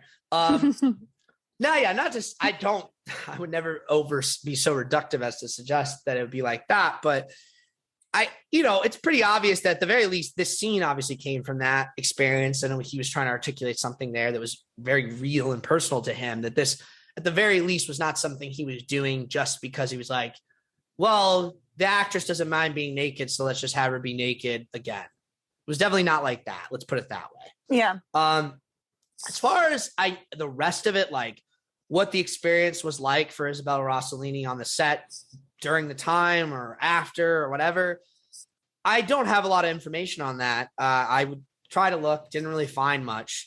It's maybe not surprising given her personal relationship with Lynch, which even though that's been over for a long time, I get the impression that they still get along. She's probably unlikely to be like, oh, I had this horrible experience that day. Like, you know what I mean? Like that just doesn't seem like her bag at all.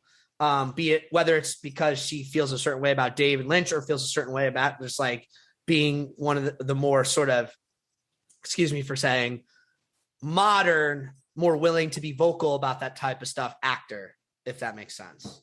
Mm-hmm. So either way, there's really nothing to say about that. So I'm going to, until I know otherwise, I'm going to assume that everything that she did was voluntary and done in good faith. And like I said, that was the origin. She definitely praised him after making the movie. Well, yeah, but I wouldn't. I'm not saying that for evidence. Talked about like an environment of fear. Like he talked about making sure that the actors are not in a fearful environment. And I think you have to be comfortable to do what she did. I would think. But you're right. Nobody really knows. Well, but now I want to, it's true. Nobody knows, but I want to open this up now into the deeper conversation in relationship to the genre. That's why I mentioned the fact that this film is a neo-noir up top, because I think it's hard to talk about Dorothy and what's fair or unfair or what how we should even frame a conversation around a character like Dorothy without understanding the history of the femme fatale archetype, which again is something we've talked quite a bit about on this podcast, and we're going to keep talking about it because it's kind of like a pet project of mine, if you will. And it comes up in a lot of movies I love because I love noir films and I love Lynch films, and these things tend to have a lot of this stuff, right? So it's always important when we talk about film noir, not necessarily neo-noir, but certainly the original film noir, to put it in historical context, right? So the context of the 30s, 40s, and 50s, right? Like anything else, it's like where you have to start is where psychology and material reality kind of meet, right? And this is something we mentioned a little bit when we talked about Wanda. It's something that just I kind of like I'm always trying to bring to people's attentions about this stuff. Like there is a tension between the experiences of the male and female gender with regards to society and class in the United States, or probably a lot of other places in that time period, and before and after, certainly. But like we're talking about movies made in that time period and how they would have seen the issue, right? There's this kind of thing where, men have a very particular kind of life, women have a very different particular kind of life, and there's not as much overlap even when they're expected to cohabitate a single domestic situation, raise kids together. Man is expected to, quote, provide. Woman is expected to, quote, like take care at home. There's like this weird sort of like thing where it's like, it's not even just about like how women might not be equal in society at large. It's like, there's not equality in the home.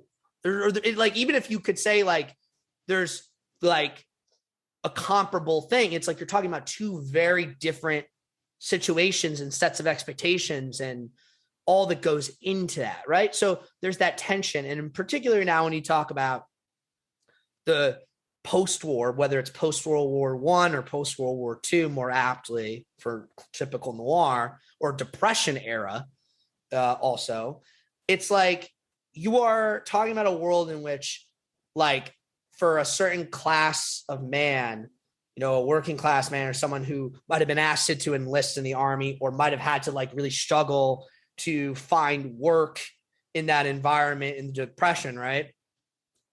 There's a lot of pressure on these dudes.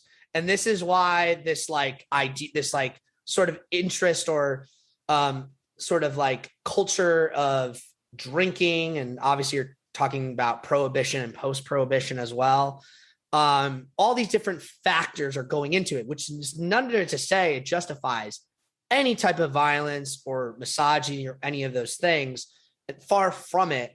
But I think it's important to just kind of like understand that like these feelings, to use a very Lynchian term that we're going to come back to, are in the air. Whether anyone wants to experience them or not, they are in the air. Or like, if you want to get like Jungian about them, they are part of the collective unconscious. Not a concept I take literally, but if you want to take the collective unconscious in a more kind of like, what I would call just like meme or cultural kind of perspective, they're there. Like these ideas, these feelings are shared amongst people and are coded into everything around them. Yeah, they're coded in everything around them. Like every time someone sees an advertisement, they show this is what a man is supposed to be, and this is what his life is supposed to be. And if you're a guy who's like was out all day trying to find a job, couldn't do it, then was like, fuck it, I'll go to the bar. And now I'm drunk. I walk by the department store where there's a guy in a fedora who's looking all strong. He's putting a turkey on the table. I go home, and if my wife isn't like basically giving me everything I need to make me forget that I feel very inadequate and emasculated right now, well, I might take it out on her. Which again, not to justify that action, just to say you can see how the society around these people and the situations they're in bring about a certain outcome, right? So this is important to keep in mind, right? Because noir and the femme fatale is, I think, again, because femme fatale is usually not just a character that's a battered woman. In fact, usually the opposite. They're usually a woman who commits some violence, or a woman who has a power or mystique to her. Fatale implies she is a murderess. Right. Although there's very famous examples of femme fatale that feature not only both sides of it, Dorothy included, but like, or even more to the other side, and are still fundamentally for other reasons of plot or genre clearly in that position, right? So there's a degree of range there. But I think this enduring tension is again, it's important to keep in mind that the further you go down on the structure of society with regards to things like class, race, whatever, even geography, you're going to find these tensions take on different sort of characters and maybe increase, right? Like just the state of being marginalized period is going to raise that. And then you put that in the kind of part of the noir ethos, the big city, the city's intimidating, like it's all around you. And then like, it becomes this thing of like, well, there's an underworld there, because vice, as I'm going to refer to it, you know, prostitution, drugs, gambling, you know, that type of thing.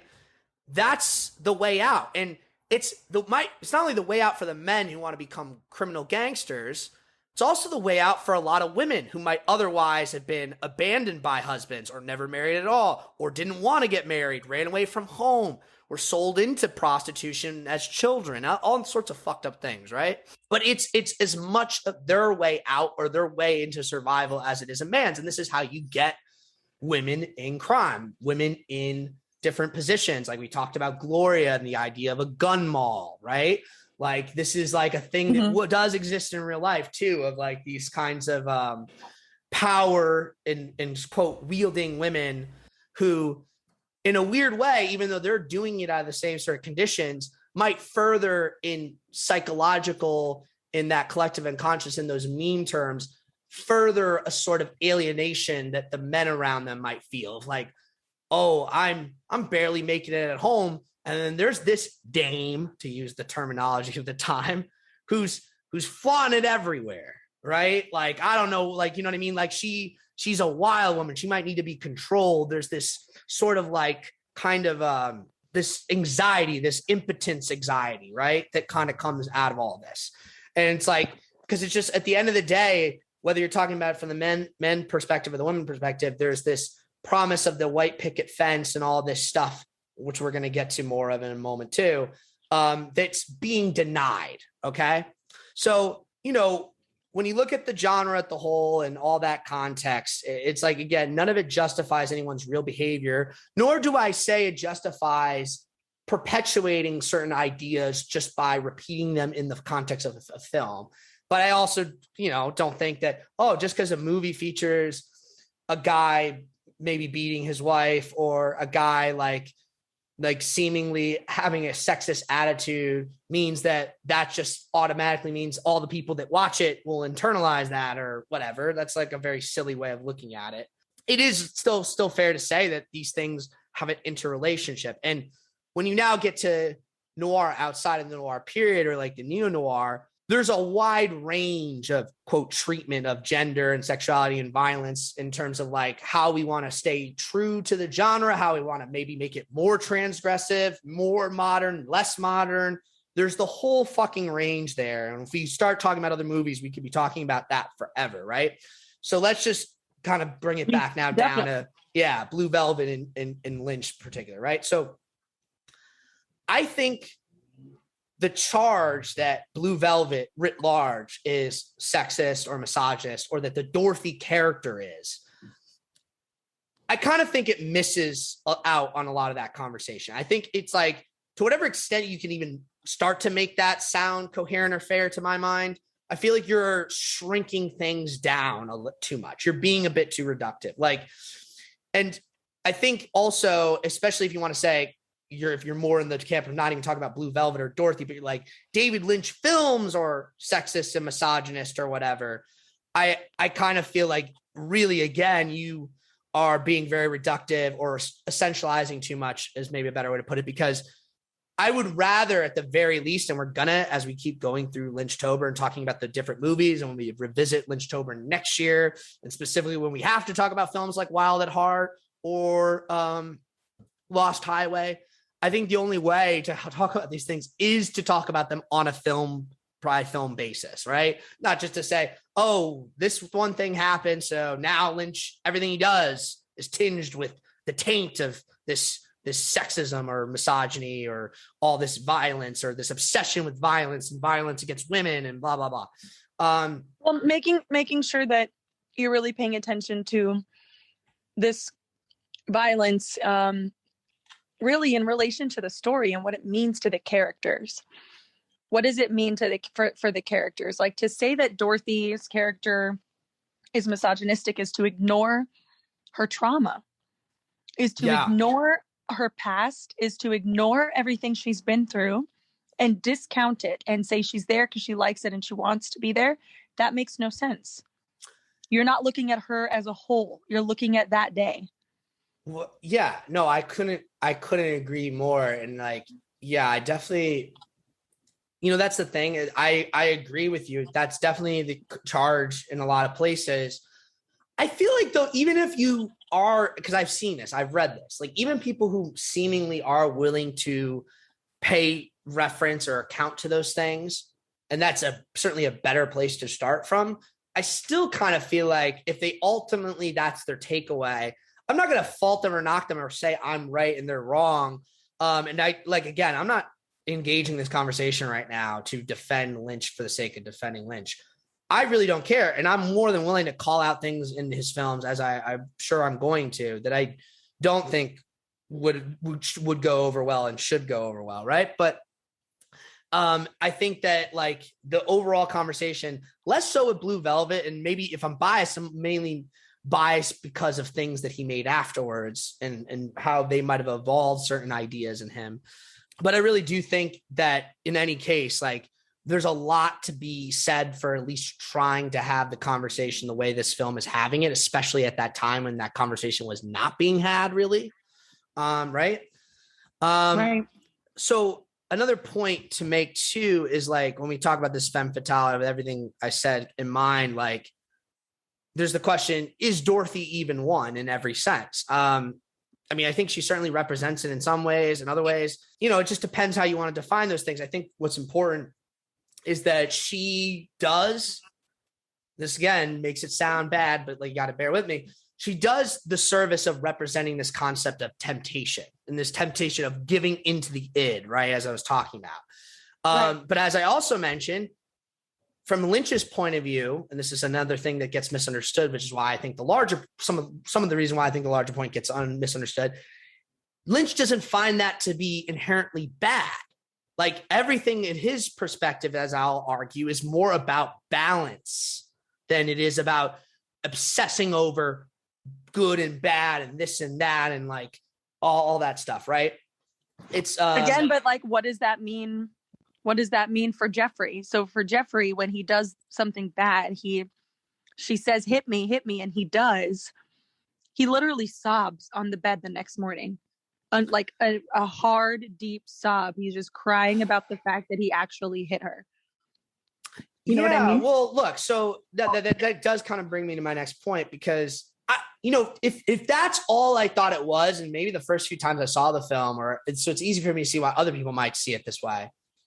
I would feel like, oh, cry me a fucking river. Like, you know what I mean? Like that wouldn't do much for me on its own, but I think it does express again if you understand it in the right context, the context I'm trying to advocate for, I think it does all square up. And I don't want to use the term justify, but it at least says something that's worth saying is maybe the best way to put it, right? Because what I think the film is ultimately trying to get at with Dorothy, with everyone, with all the things you just mentioned, sex and desire are part of life, right?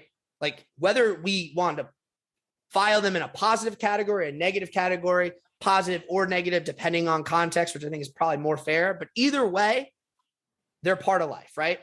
And things like, fetishes or, consent and various things that go into that. These are things those relationships are full of complexity, and that complexity demands nuance to like properly understand, right? Like people, I don't know, like it's not something I want us to get too into right now, but there are a lot of people who, especially these days, are more willing to kind of talk about this and like acknowledge it, which like starts acknowledging that like S&M and things like that are things that people do. Right. Yeah. So as a result of that, like there's a lot more of a conversation now about like, okay, well, what should like a consent minded feminist or otherwise person think about that? Like, what do these things mean? Where does this come from? Because I would say, look, like, again, where those lines are drawn, all that stuff, like I said, has complexities and nuances, but even if we go a layer deeper, it's like,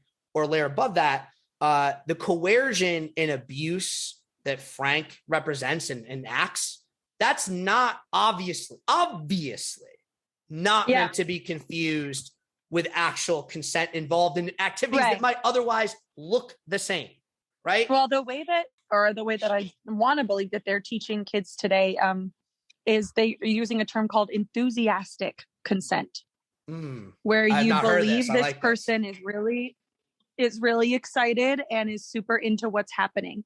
Mm-hmm. It's different from just regular consent, which is kind of what we have here with Dorothy and Frank, which is he's kind of asking her, but he's really telling her. She's not enthusiastic. She's giving consent begrudgingly. Well, right? I would say yes, but I would say it goes 20 steps further than that too. This is where it gets but this is the least complicated part, but then there's the complicated part. The least complicated part is, no, she's being held captive in the sense that like her husband's being held captive. Her son is kidnapped. Yeah. Right. So it's like, they're under threat of death. So Frank has unlimited power. Even when he doesn't literally have a knife or gun to her head, he has a knife or gun to her head. Right. So everything he does is rape by definition of that. But what the film is showing, I think where it throws people off or where it becomes a more complicated conversation. And again, when I express this complexity, I'm not saying this at the exclusion of the first point. Far from it. I'm saying it as it does not overwrite. It does not change that. It just is something else that is happening at the same time, which is we do witness the seeming expressions of pleasure from Dorothy at some of the things that are happening, even with Frank. And then obviously on top of that, there's the engagement of what she does with Jeffery, right? So I think this is why these things get confused to people. And it's much easier for me to understand why this was confusing to people in 1985, because so much of the stuff we're talking about just was not discussed openly or well understood, right? Probably not by Lynch either, because I don't think he's an expert on this, but I think what he depicts in the film, to me, holds on certain levels. And then either way is at least a good starting point, which is kind of what I'm arguing. But getting back to that nitty gritty of maybe where those pleasures are coming from or why Dorothy might do the things she does with Jeffery, right? Which are the consent relationship there is not perfect, but it's different, obviously, than the Frank version, right? So, like, it does beg the question. The film is certainly begging the question, but I think it's less of a relevant thing in real life, but it is something to know. Is like S&M might relate psychologically to certain things about coercion and abuse, right? That people may experience that are obviously not good things, but that does not change the fact that when in practice done amongst consent and nuance minded and understanding free adults, it should not be seen the same way, obviously. Right. And there's also, of course, now getting to it, the issue that I was just alluding to about Jeffrey's own consent, specifically in that initial encounter with Dorothy, because in that counter, right, Dorothy's the one holding the knife to him. She has the knife pointed at him, and she specifically says certain things that are very Frank-like, where she's like, almost seems to be imitating Frank, where she's like, don't look at me, right? Yeah, now, she might have her kind own of reasons for not Frank. wanting him to look at her, but still, that's very Frank. That's literally something Frank does and says, right? She's got this, that's a trauma response for sure. Right. It's right. It is. That's what I'm saying. Like, I don't want what I'm saying to be confused with, oh my God, she is equivalent to Frank, or she's imitating Frank in just this way that shows that everything with Frank and her is a game. It's like, no, it's obviously related to her own trauma and her own things, but that also doesn't mean that Dorothy is not entitled to having kinks in a consensual environment. Obviously, this is not a consensual environment.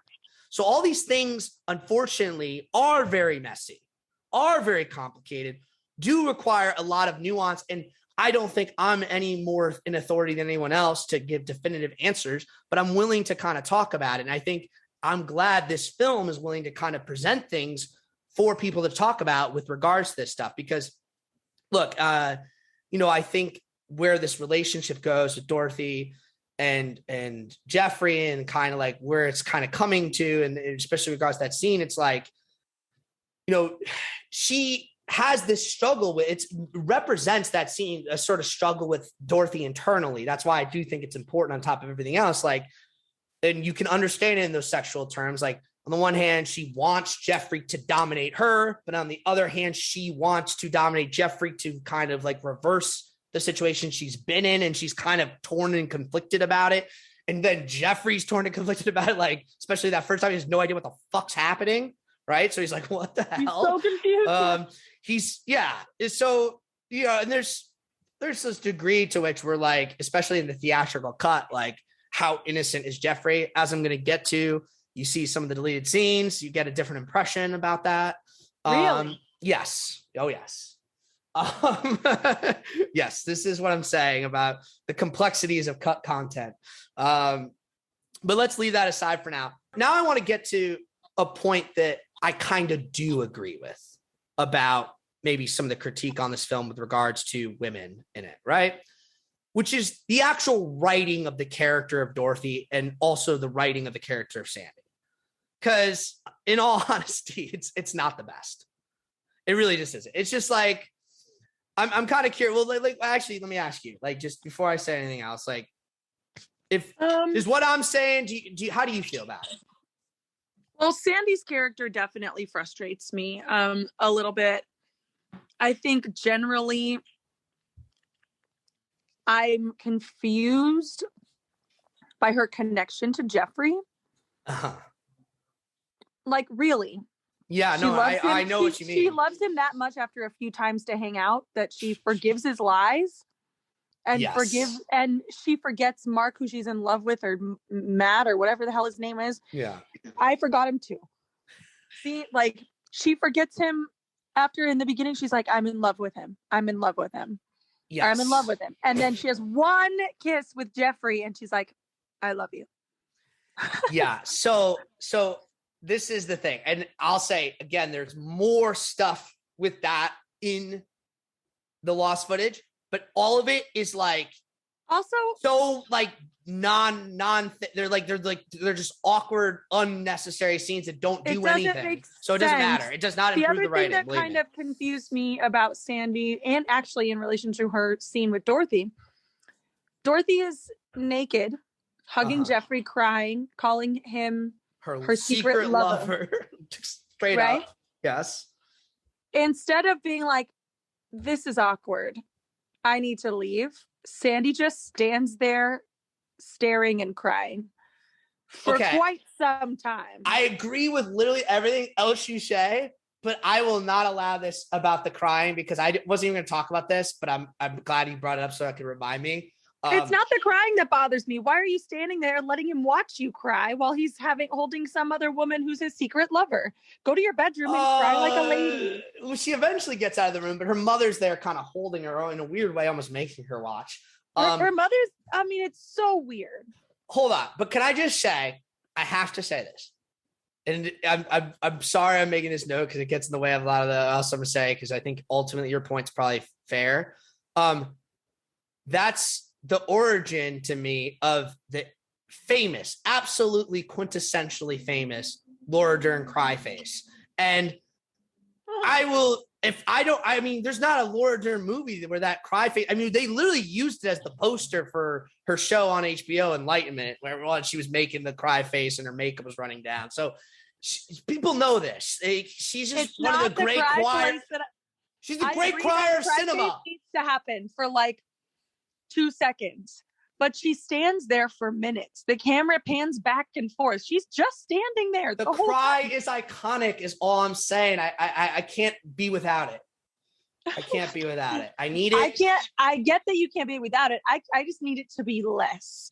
Like, why are you just, if that's happening to me, if that's somebody that I care about, first of all, somebody I just dumped my boyfriend for, is holding some naked bloody lady in my room who's his secret lover in my living room, I would be like, cry face. Okay, but Laura Dern, pretty cry face, count to 5 and now go to my room and seethe. The whole reason Laura Dern cry face is the legendary, iconic like meme that it is because there's only one speed. It's like, it's 0 to 100 real quick. Like, that's why it's so amazing.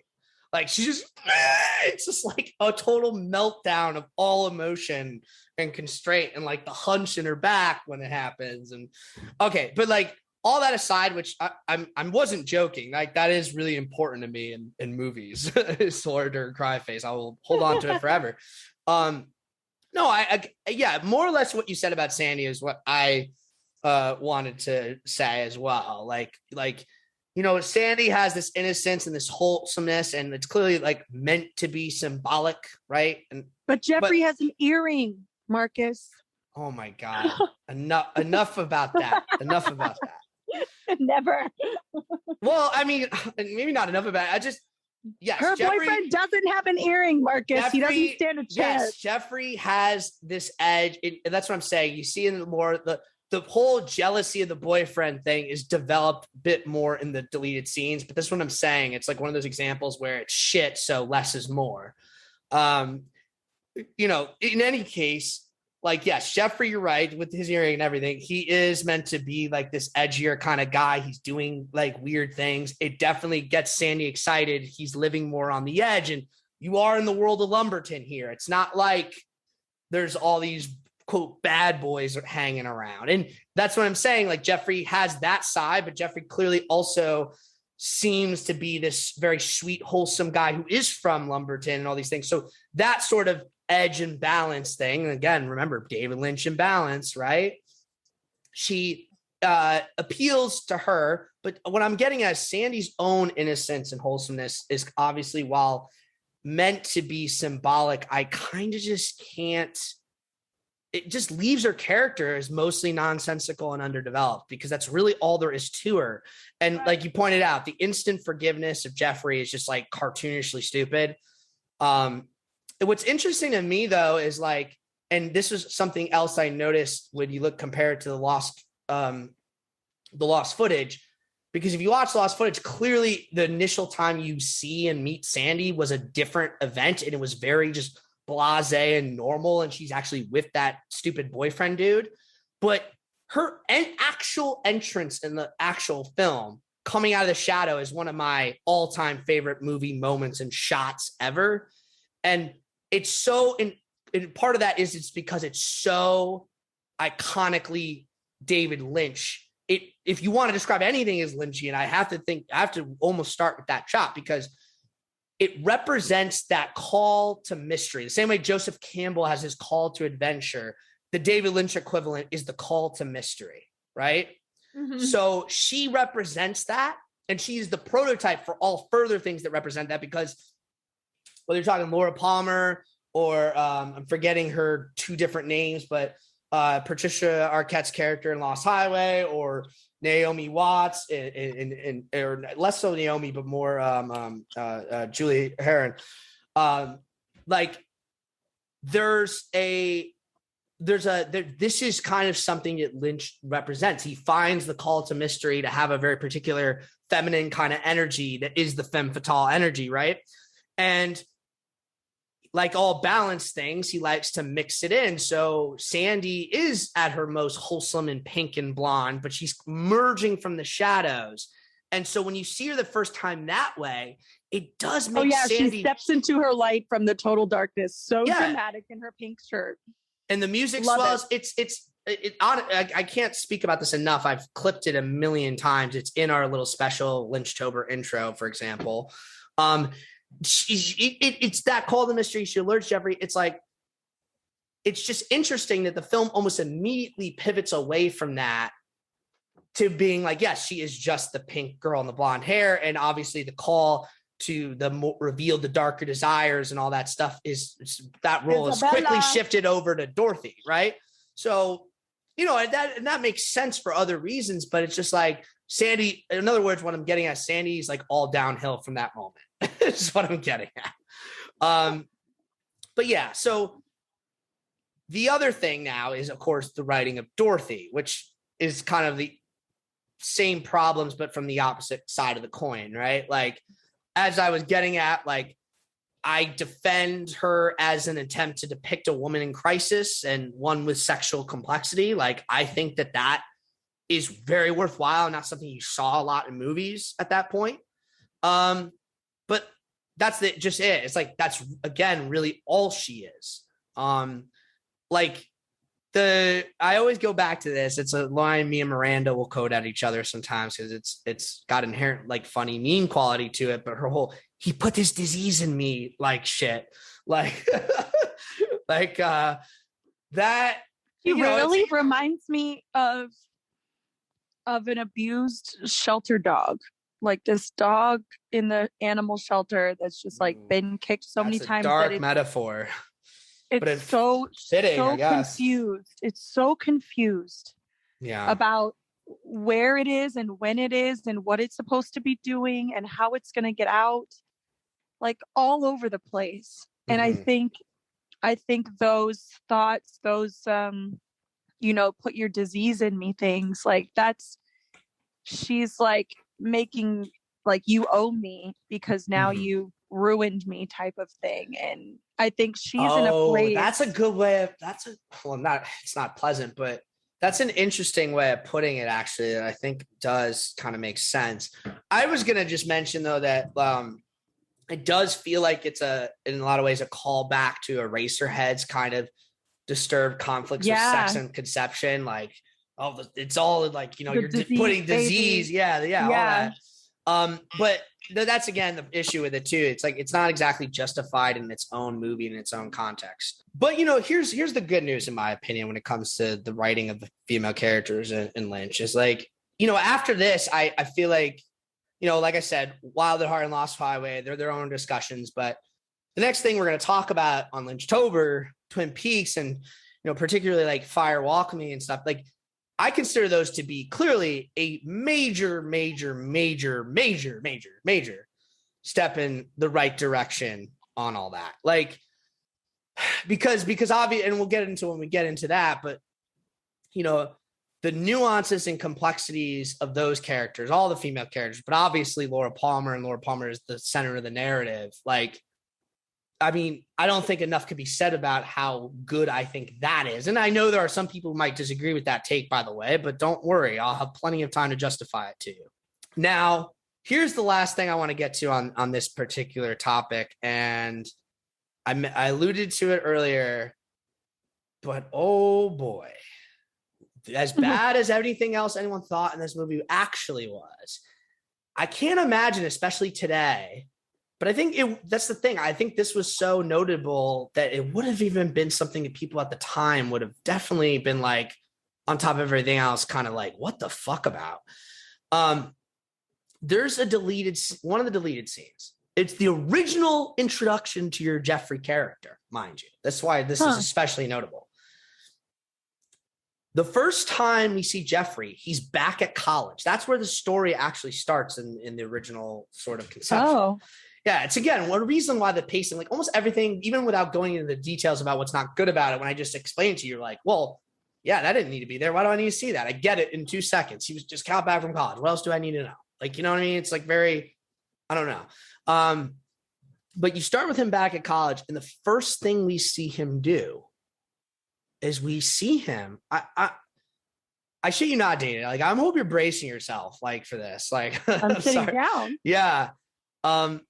First thing we see him do is him watching another guy in his like frat house, is what it seems like, rape a girl. And he does not stop him. He's just watching it.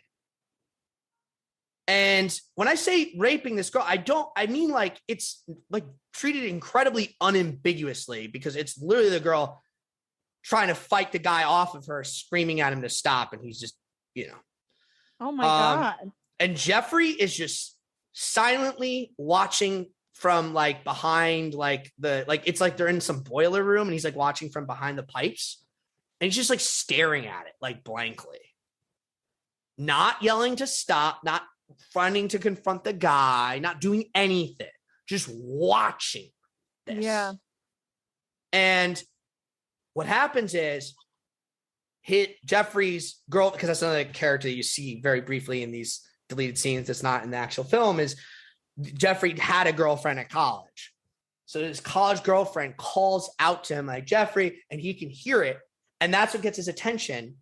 And then and only then does he like stand up and say, like yells out, hey, leave her alone, just like he does later in the car about Dorothy. But when I say like he yells, hey, leave her alone, he literally does that. The guy stops, the guy doing the rape stops and takes notice that this guy now just yelled at him. But then Jeffrey just walks out the room. So I'm like, okay, I could just go back to doing it. I mean, yeah. Now, what do you? Yeah. What? Yeah. Now, of course, maybe in that situation, I could see maybe, he's scared off. He'll stop. But like, he's literally like, he didn't even like jump off and run away. Like he literally just like looking up over his shoulder, still on top of the girl when Jeffrey yells this. And Jeffrey just walks out the room. That's it. And just moves on and like, wow. Yeah. So look, so what does that tell us about his character? Right? Yeah. Like, so yeah, like it obviously just pretty obvious what this is not good.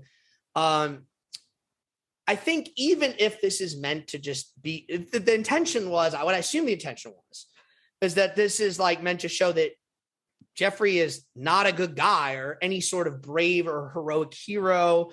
And he has like a problematic sexuality right from the start. But like, I mean, Well, it's just we hard. learn Yeah. he's no champion of women. He's no champion of women, but like I think but like that's what's thing, and like it's just even then it's like hard to imagine that like in 1985 this wouldn't have made him incredibly hard to like or relate to by an audience, like because obviously I don't think people thought of especially like the type of date rape that goes on in a college frat house the same way they think of it now, but doesn't matter. Like it was so unambiguous and so clear, and so like just like this is messed up and wrong that like there's no way you wouldn't be like what a absolute dipshit creep asshole this guy is. So this would have been your first impression of this character had this remained in the film the way it was intended. And it's just strange to me because it's like it so flies in the face of the way Jeffery is handled in the current cut, because you could argue whether you should think of what happened there as canon or whether it matters if you do or not. I would say that the point is the experience of watching Blue Velvet, which as I pointed out, I think is a perfectly paced and structured experience, is you're supposed to kind of be more in Sandy's shoes where you're like, where she asks her famous question, I don't know if you're a detective or a pervert. He's like, that's for me to know. And you'd find out. He says it with this gleeful smile that's like creepy in any context a little bit, and I think it's meant to be, but like when you like especially put it creepy, it would because be he's way about to creepier sneak in a woman's house. Yeah, well, I mean that's what I'm saying. It's like those little details are you're supposed to be your entry point into questioning whether Jeffery is the sort of good heroic guy that you might want to think he is, right? That he quote looks like. But if you just start with that scene, you're kind of on like, this guy's a piece of shit from the gate. And you don't get that experience. And I think it would be very hard to come back around to, because obviously where the film ends is very unambiguously like, oh, Jeffery is a hero. And Jeffery is like now like rewarded with a happy and balanced life. That's kind of supposed to be so it just would have been very hard to get there. And I don't know if David Lynch cut that because some other people in the room had the good sense to be like, this makes him look really bad. But like they got as far as shooting it. And there was a shot scene. You can watch it. Kyle MacLachlan performed it. Yeah, it's it's that one throws me for a loop. And it would throw me too. I'm glad I think what's weirdest about it, and this makes the pivot that I'm going to make now both harder, but like kind of more poignant, like in the general category of things that I think people get wrong about David Lynch. So I almost want to put what I said aside because honestly, I'm still processing how I really think of this scene and like the context of what I'm about to get to. This was like kind of a late added note, all that stuff. David Lynch is really, I genuinely feel like a filmmaker without cynicism. So I think this is what's important about that is that the common interpretation of Blue Velvet and also even Twin Peaks, I mean, to the point where I feel like even Twin Peaks, like log lines and plot summaries, this is the first thing they'll say, is that they're constantly saying about how it's quote, revealing the quote, dark underbelly of small town America or whatever, or white America or whatever. Obviously they don't use that term in copy, but like, you know, they'll be like, oh, this small town, it reveals the stark and seedy underworld underneath it. And look, when you think of things like the ear portal and stuff, whatnot, or just the notion of what a quote general term like underworld tends to mean and why it's called the underworld, I get it. But I think the problem with phrasing things that way is not that it's inherently wrong. It's just that it gives you the sense that David Lynch is operating from some kind of like cynical or satirical kind of perspective where he's saying like, ha, you think these perfect little towns are perfect? Well, guess what? They're not. They're full of rape and danger. No, that's not it all. And if you're kind of starting from that principle, I feel like you're going to get a little lost. This is what I get to when I talk about this idea of positive and negative and balance, right? Right. So, you know, we talk about this with some of the weird quotes David Lynch will say, talking about like, oh, this thing was so disgusting and gross, but it was beautiful. Is, you know, to him, there's every bit about what's wonderful and beautiful exists in both positive and negative forms, right? There's yin and yang, that kind of like Taoist kind of like philosophy. And if you know that, you also know the yin and yang symbol is not just a matter of positive side, negative side, both together. There's the white dot and the black dot and the white. So there's a positive in the negative and a negative in the positive on a deeper level, right? And like part of the ethos and what you see in what I would call the journey of Jeffery, and it was a journey we're going to see repeated, is this idea that you can't truly appreciate the positive if you don't confront or understand and therefore accept the negative. And it's like, that's what he's doing. What David Lynch is trying to do is not, quote, reveal the dark underbelly. He's trying to tell the truth about the whole. And the truth about the whole is that the dark, quote, dark underbelly is as much a thing as the white picket fences and the roses and the children. Those two things exist side by side. They exist in relationship to each other. One can't exist without the other. And at the same time, if one wants to appreciate one or the other or both, one cannot appreciate them without understanding their existence in relationship to each other and therefore the whole. And that's not just an external thing, that's an internal thing as well. So one can't really understand their positive sides if they don't understand their negative sides. And part of what David Lynch would say, and we'll get a lot more of this with Twin Peaks, but you can see where it goes, is the reason this is necessary is because the true suffering comes from being in denial about the negative. And if you're in like being like, oh, the positive is all there is, and vice versa too. If you just wallow in all the negative, like, oh, the whole world is shit, everything is so fucked up. Either version of that, whether you're trying to paper over all the negative and pretend like the white picket fences and the roses and the children are all there is. And in fact, that sort of activity is, again, why I think people misunderstand it, because they're so used to that perspective that they assume that by showing the negative, you are almost invalidating. They think it's one or the other. They think you're either think everything's rose tinted glasses, or that's a lie and everything's actually dark shit.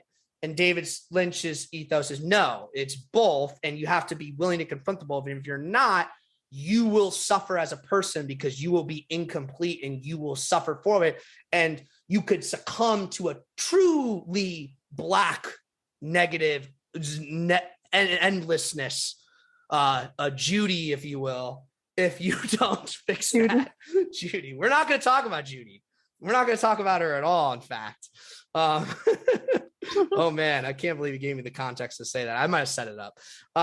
Anyway, so yeah, like this, I think it's also noted, even aside from Lynch, this type of symmetrical approach to storytelling and this, like what I consider to be inherently philosophical and inherently spiritual, is very present in another one of my all-time favorite filmmakers that we have not really covered at all on this pod yet, but we definitely will. Maybe I'll find a month for him.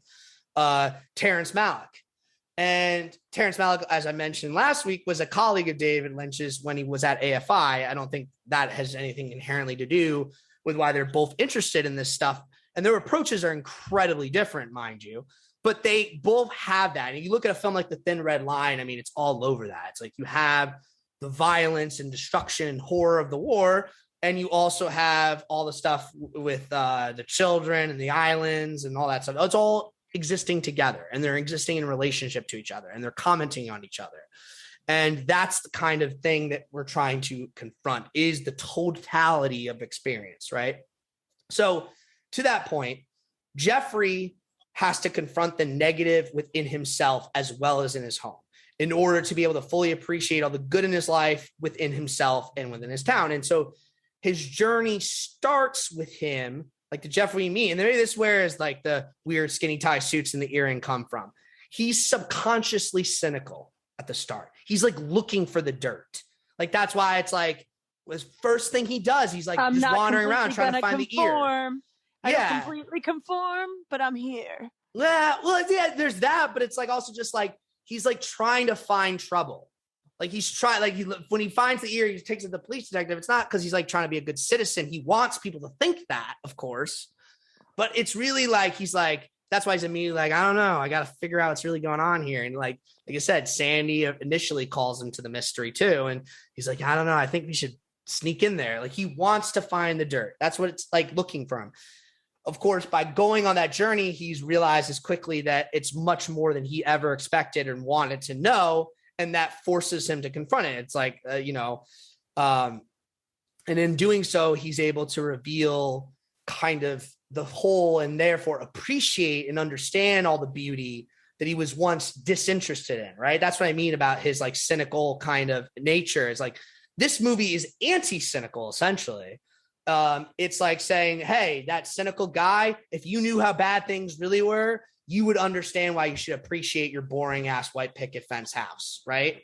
And like all that, right? You need to and likewise with his sexuality, like you think you want some erotic thrills, but if you aren't willing to like really explore that, you're not even going to be able to understand what real love is, right?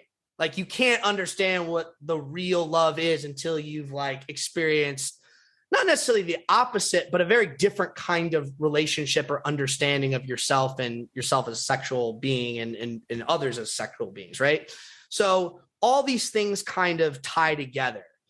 But what I really think is important here is this greater question about what is this negative and positive doing side by side in this particular place? And what does that kind of mean now versus then? I like, this is what I was getting to when I talked about this idea of Lumberton, the town. I mean, because we're doing Twin Peaks next. And while the town in this is not as big of a character as obviously it is in Twin Peaks, a lot of the roots of like a sort of thinking about these types of things, I think, come there. And either way, it's something to examine, I feel like, right? Which is like this life and death of what was once industrial small town or small city America. It's not really a thing we exist anymore. Like, I don't know much about current day Lumberton, but I imagine it's not nearly as populated or thriving as it might have been in 1985, right? Well, not the industries that were there at that time. For sure. Well, lumber or just anything, right? Obviously, it's literally named after an industry.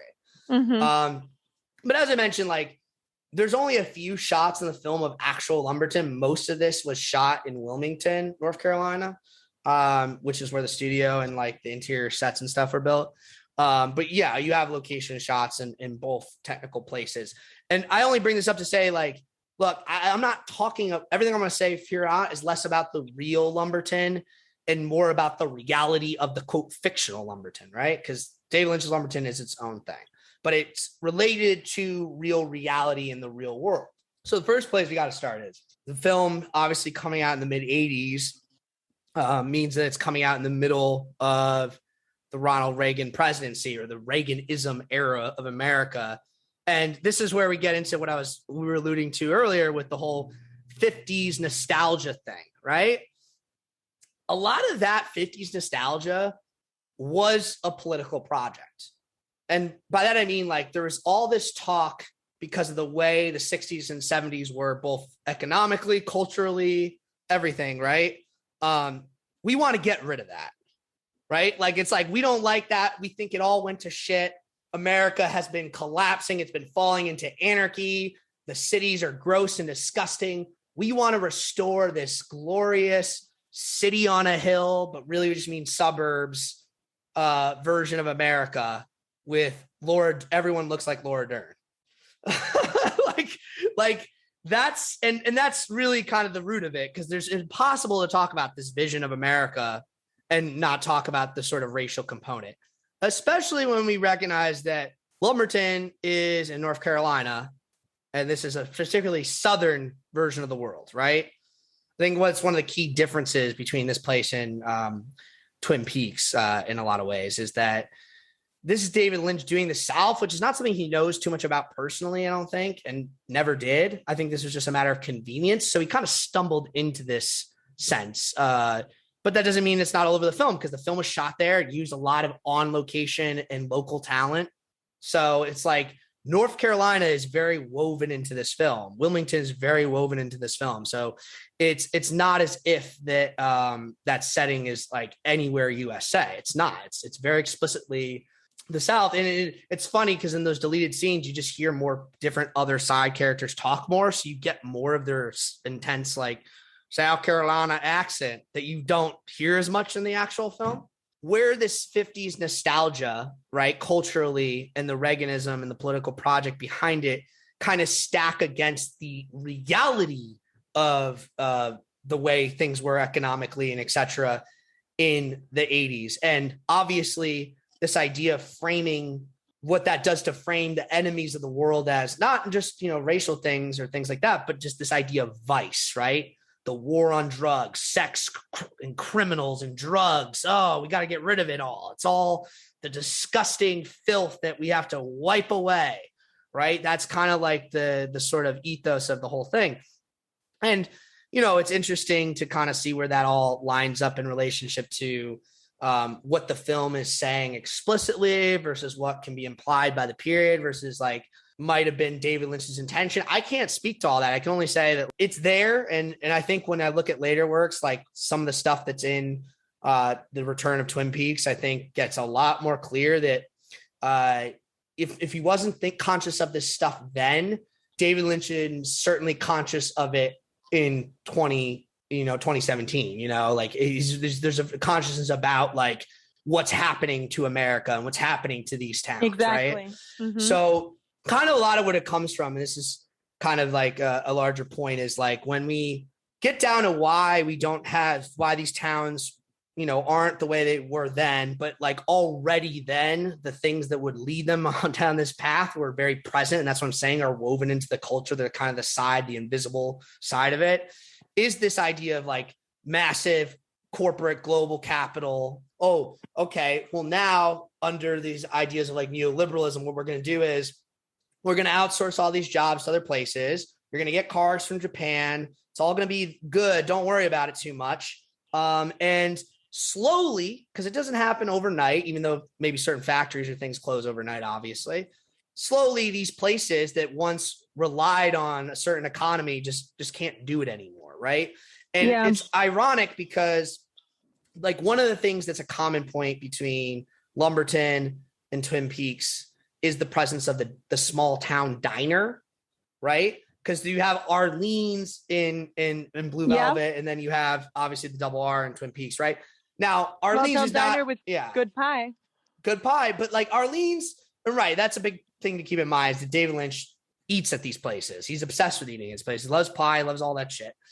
He grew up with them, right? So this is where we get into the idea we associate these types of diners and their wear with the 50s. There's a retro feeling to them, whether they're trying to be explicit about it or not, right? So when they're trying to get through that, right, there's that nostalgia is kind of on this sort of competitive angle with the fact that these diners aren't long for this world. I mean, they get into some of that in the Return of Twin Peaks, but like this, what you lose when you lose your diner, right, is you lose that sense of community. And this is what I think Lynch kind of maybe most acutely feels, and what these films most acutely feel is like this whole idea of like saying like, oh, Lynch like is just using these small towns to kind of like paint over them with like the black underbelly. Again, like, no, part of that whole positive celebration is saying like, no, I really value these things. And I think it's tempting to misunderstand this in the context of like, oh, that Reaganite image of like, oh, this is the white, clean, higher class version of the world. And you could say aesthetically, it certainly can't be divorced from that. But I think at the core, what you're talking about is a sense of a tight knit community. And this obviously becomes really important in the context of Twin Peaks with the murder of Laura Palmer, is like the way a tight knit community might feel about everyone's affected. Yeah, everyone's affected. It's a little looser here, obviously. It's a little looser here, obviously. And I think that expresses there is a difference between Lumberton. It is a little bit bigger. It's a little more kind of like a small city. It's interesting to note one other thing about this before I move away from it. It's just like the Beaumont hardware store, right? Because that's the thing you have to also remember about Jeffery is like where he's coming from is like his family. What do they do? They own this hardware store. It's a really interesting scene and set. I like it a lot. We got these black guys working there, and it's like it's a very subtle thing. It's not in the film much, but again, like when I talk about the North Carolina, it's like if I were to give it anything that gives it the sort of like maybe there is something there that is again fitting for the time, but like a little bit unsharp about the distinctions is like I think the film seems very casual about like the part of the imagery here is like, yeah, you got a couple of black guys working at the store. One of them is blind, and the Beaumonts must be really good people because they're just, they're keeping those guys employed. And it's like, okay. Jeffrey's like some punk college kid with his little earring, and he's just their boss by default. You know what I mean? And they're like, oh, we're so glad you're here, Jeffrey. And it's like, are you really glad he's here? Or did you wish you got promoted? Don't kid yourself. So yeah, there's that. And I'll say that there's like a little bit more of some weird stuff in the lost footage, not related to that too much, but just like, oh, okay. You're seeing more of like maybe the reality of a North Carolina setting a little bit more clearly. But his last simple point on this is that, Lumberton, it's right in the name, lumber industry that hasn't started to die out. The threat of it, or just the fact that a sort of city, a small city, right? It's like not everybody's literally going to work in that industry. Even if that's the main corner of the industry, there's always going to be people that are more kind of on the margins, be it because of race or anything else.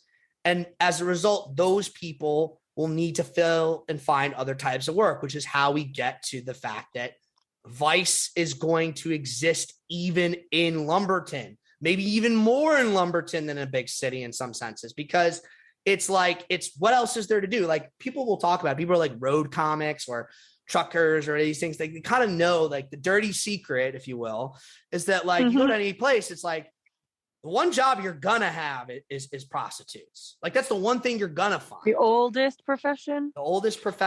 And look, Dorothy is not ever stated or it really implied to be a prostitute, but I kind of just feel like no, but like she's coded as that in a lot of ways. And I think that's kind of like what I'm saying is like we all know that world is full of Dorothy's in the sense that damage and abuse, there are things that come with that. But at the same time, the same way I say with this film requires a balance, and understanding real life requires a balance or a nuance. It's like that doesn't have to define it. And especially not if we let defining it that way, in fact, actually justify marginalizing these people further and keeping them down further. And that's what I almost worry about when people make their critiques of Dorothy as a character, honestly, is that it kind of like reflects to me on some level. I can't say this about everybody. I don't think every feminist critic says this, but there are ones that we all know, or not we all know, but people who have critiqued their work would kind of say is that there's a consequence to reinforcing a certain type of point of view, even if you're coming at it from a totally different angle or a wholly different set of reasons. The point of view is still enforced, and that point of view in and of itself is disempowering and damaging and counter to solidarity that could actually help people like build their lives, right? So in the case of a person like Dorothy, like what does Dorothy really need, right? Well, at the end, she seems like she's happy. She's got her kid back. Her husband's dead, but her kid's back, and he's got his little spinny beanie thing on.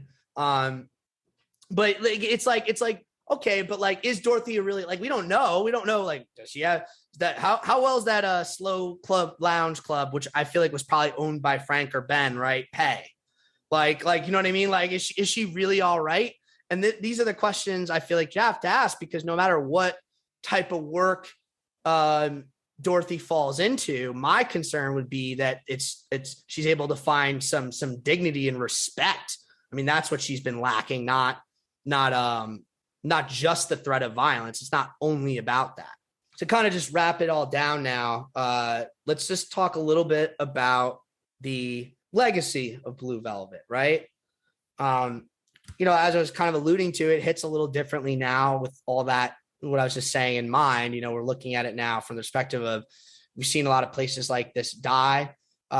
We've seen, again, more of this sense of what might be positive and negative, positive in the negative.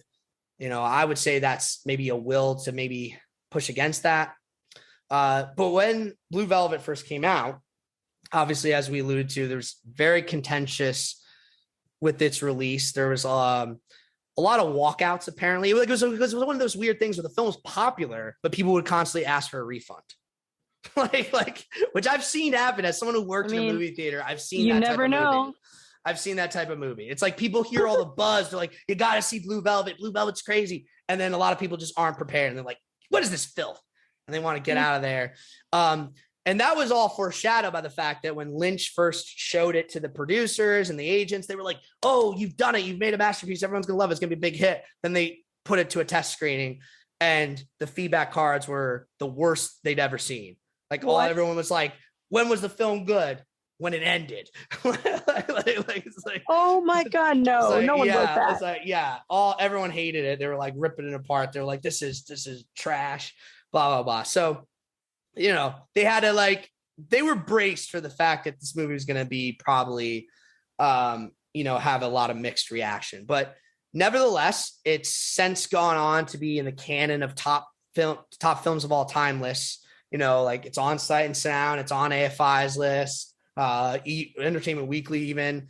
So it's considered to be one of the best films of its time, best films ever, best films of its genre, best of Lynch's work. I mean, we'll get to where I kind of see things in that order when we probably end this journey. But yeah, it's not this. As much as I love this movie, as maybe some of my critiques of it alluded to, I still feel like this is kind of the beta. If Eraserhead was the alpha, this is the beta, and then Twin Peaks is like the gamma and the mega all in one, and Mulholland Drive is the sigma. So, it's like we're working our way. We're working our way through. It's a necessary step, and it's amazing in a lot of ways. But I think if this is where it ended, I would not be having the feelings I do about Lynch or any of that. So let me just put it that way. But it did, even at the time, cement him as a serious auteur and original screen storyteller, which was maybe a little bit in question after Dune and Elephant Man, which weren't original developed works, But I think the big thing, and this is a very fascinating story, I think you're going to love, Dana. So Lynch tells this story in his book, Room to Dream. So not obviously, if you didn't know, David Lynch was nominated for Best Director at the Oscars that year. And this was his second nomination. So look, he's made 3 films and or 4 films at this point and has 2 Best Director nominations. So on paper, he's doing as good as literally anybody ever has done. Right. Mm-hmm. The earlier one was for The Elephant Man. So has 3 Oscar nominations total, because Elephant Man he was also nominated for Best Adapted Screenplay. Right. He's ready. I don't think he thought he was necessarily going to win, or at least he didn't say that he thought that. But the award ended up going to Oliver Stone that night for Platoon, which I don't dislike Oliver Stone. We talked a little bit about it, and Platoon is a good movie, but that, bad take in my opinion, like a lot of Oscar decisions are, right? So, I think it probably should have gone to Blue Velvet. I think most lists seemingly think that, because it's usually ranked quite a while higher than Platoon, right? Anyway, what's notable is the award that night, when it was presented by Elizabeth Taylor. Okay. So Elizabeth Taylor presented the award for Best Director. This is why I knew you're going to like this. Okay. So later that night, after the podcast, at an after party, Lynch was there. Lynch was at an after party. He didn't win, but he's there like all the other nominees. And this is one of those classic, this is one of those super Hollywood, insider Hollywood stories, right? Because the way Lynch tells it, he was summoned by Angelica Houston to come speak to her father. It's your turn to come speak to my father, John Huston. Wow. You're now permitted. He would wish to speak to you. Apparently they did met before, Lynch and John Huston. So it was like already a friendly relationship. But like, it's like that's big director from the previous generation, right? So John Huston, when Lynch shows up to his table at this party, is sitting next to Elizabeth Taylor. And Taylor is like, when she sees Lynch, is like, oh my God, I loved Blue Velvet. I wanted you to be the one who won. And yeah. So Lynch at that point then admits to her that he was supremely jealous because she gave Oliver Stone a kiss on stage. At which point, Elizabeth Taylor told him to lean in and kiss Lynch. And now I will say, when I say kiss Lynch, cute. Yeah, it sounds cute. And that's what I would, if the story stopped there. But the way David Lynch, this is what I meant earlier when I said about his oversharing nature, his exuberance, like kind of leading to some awkward oversharing. I don't think he gives a fuck, so whatever.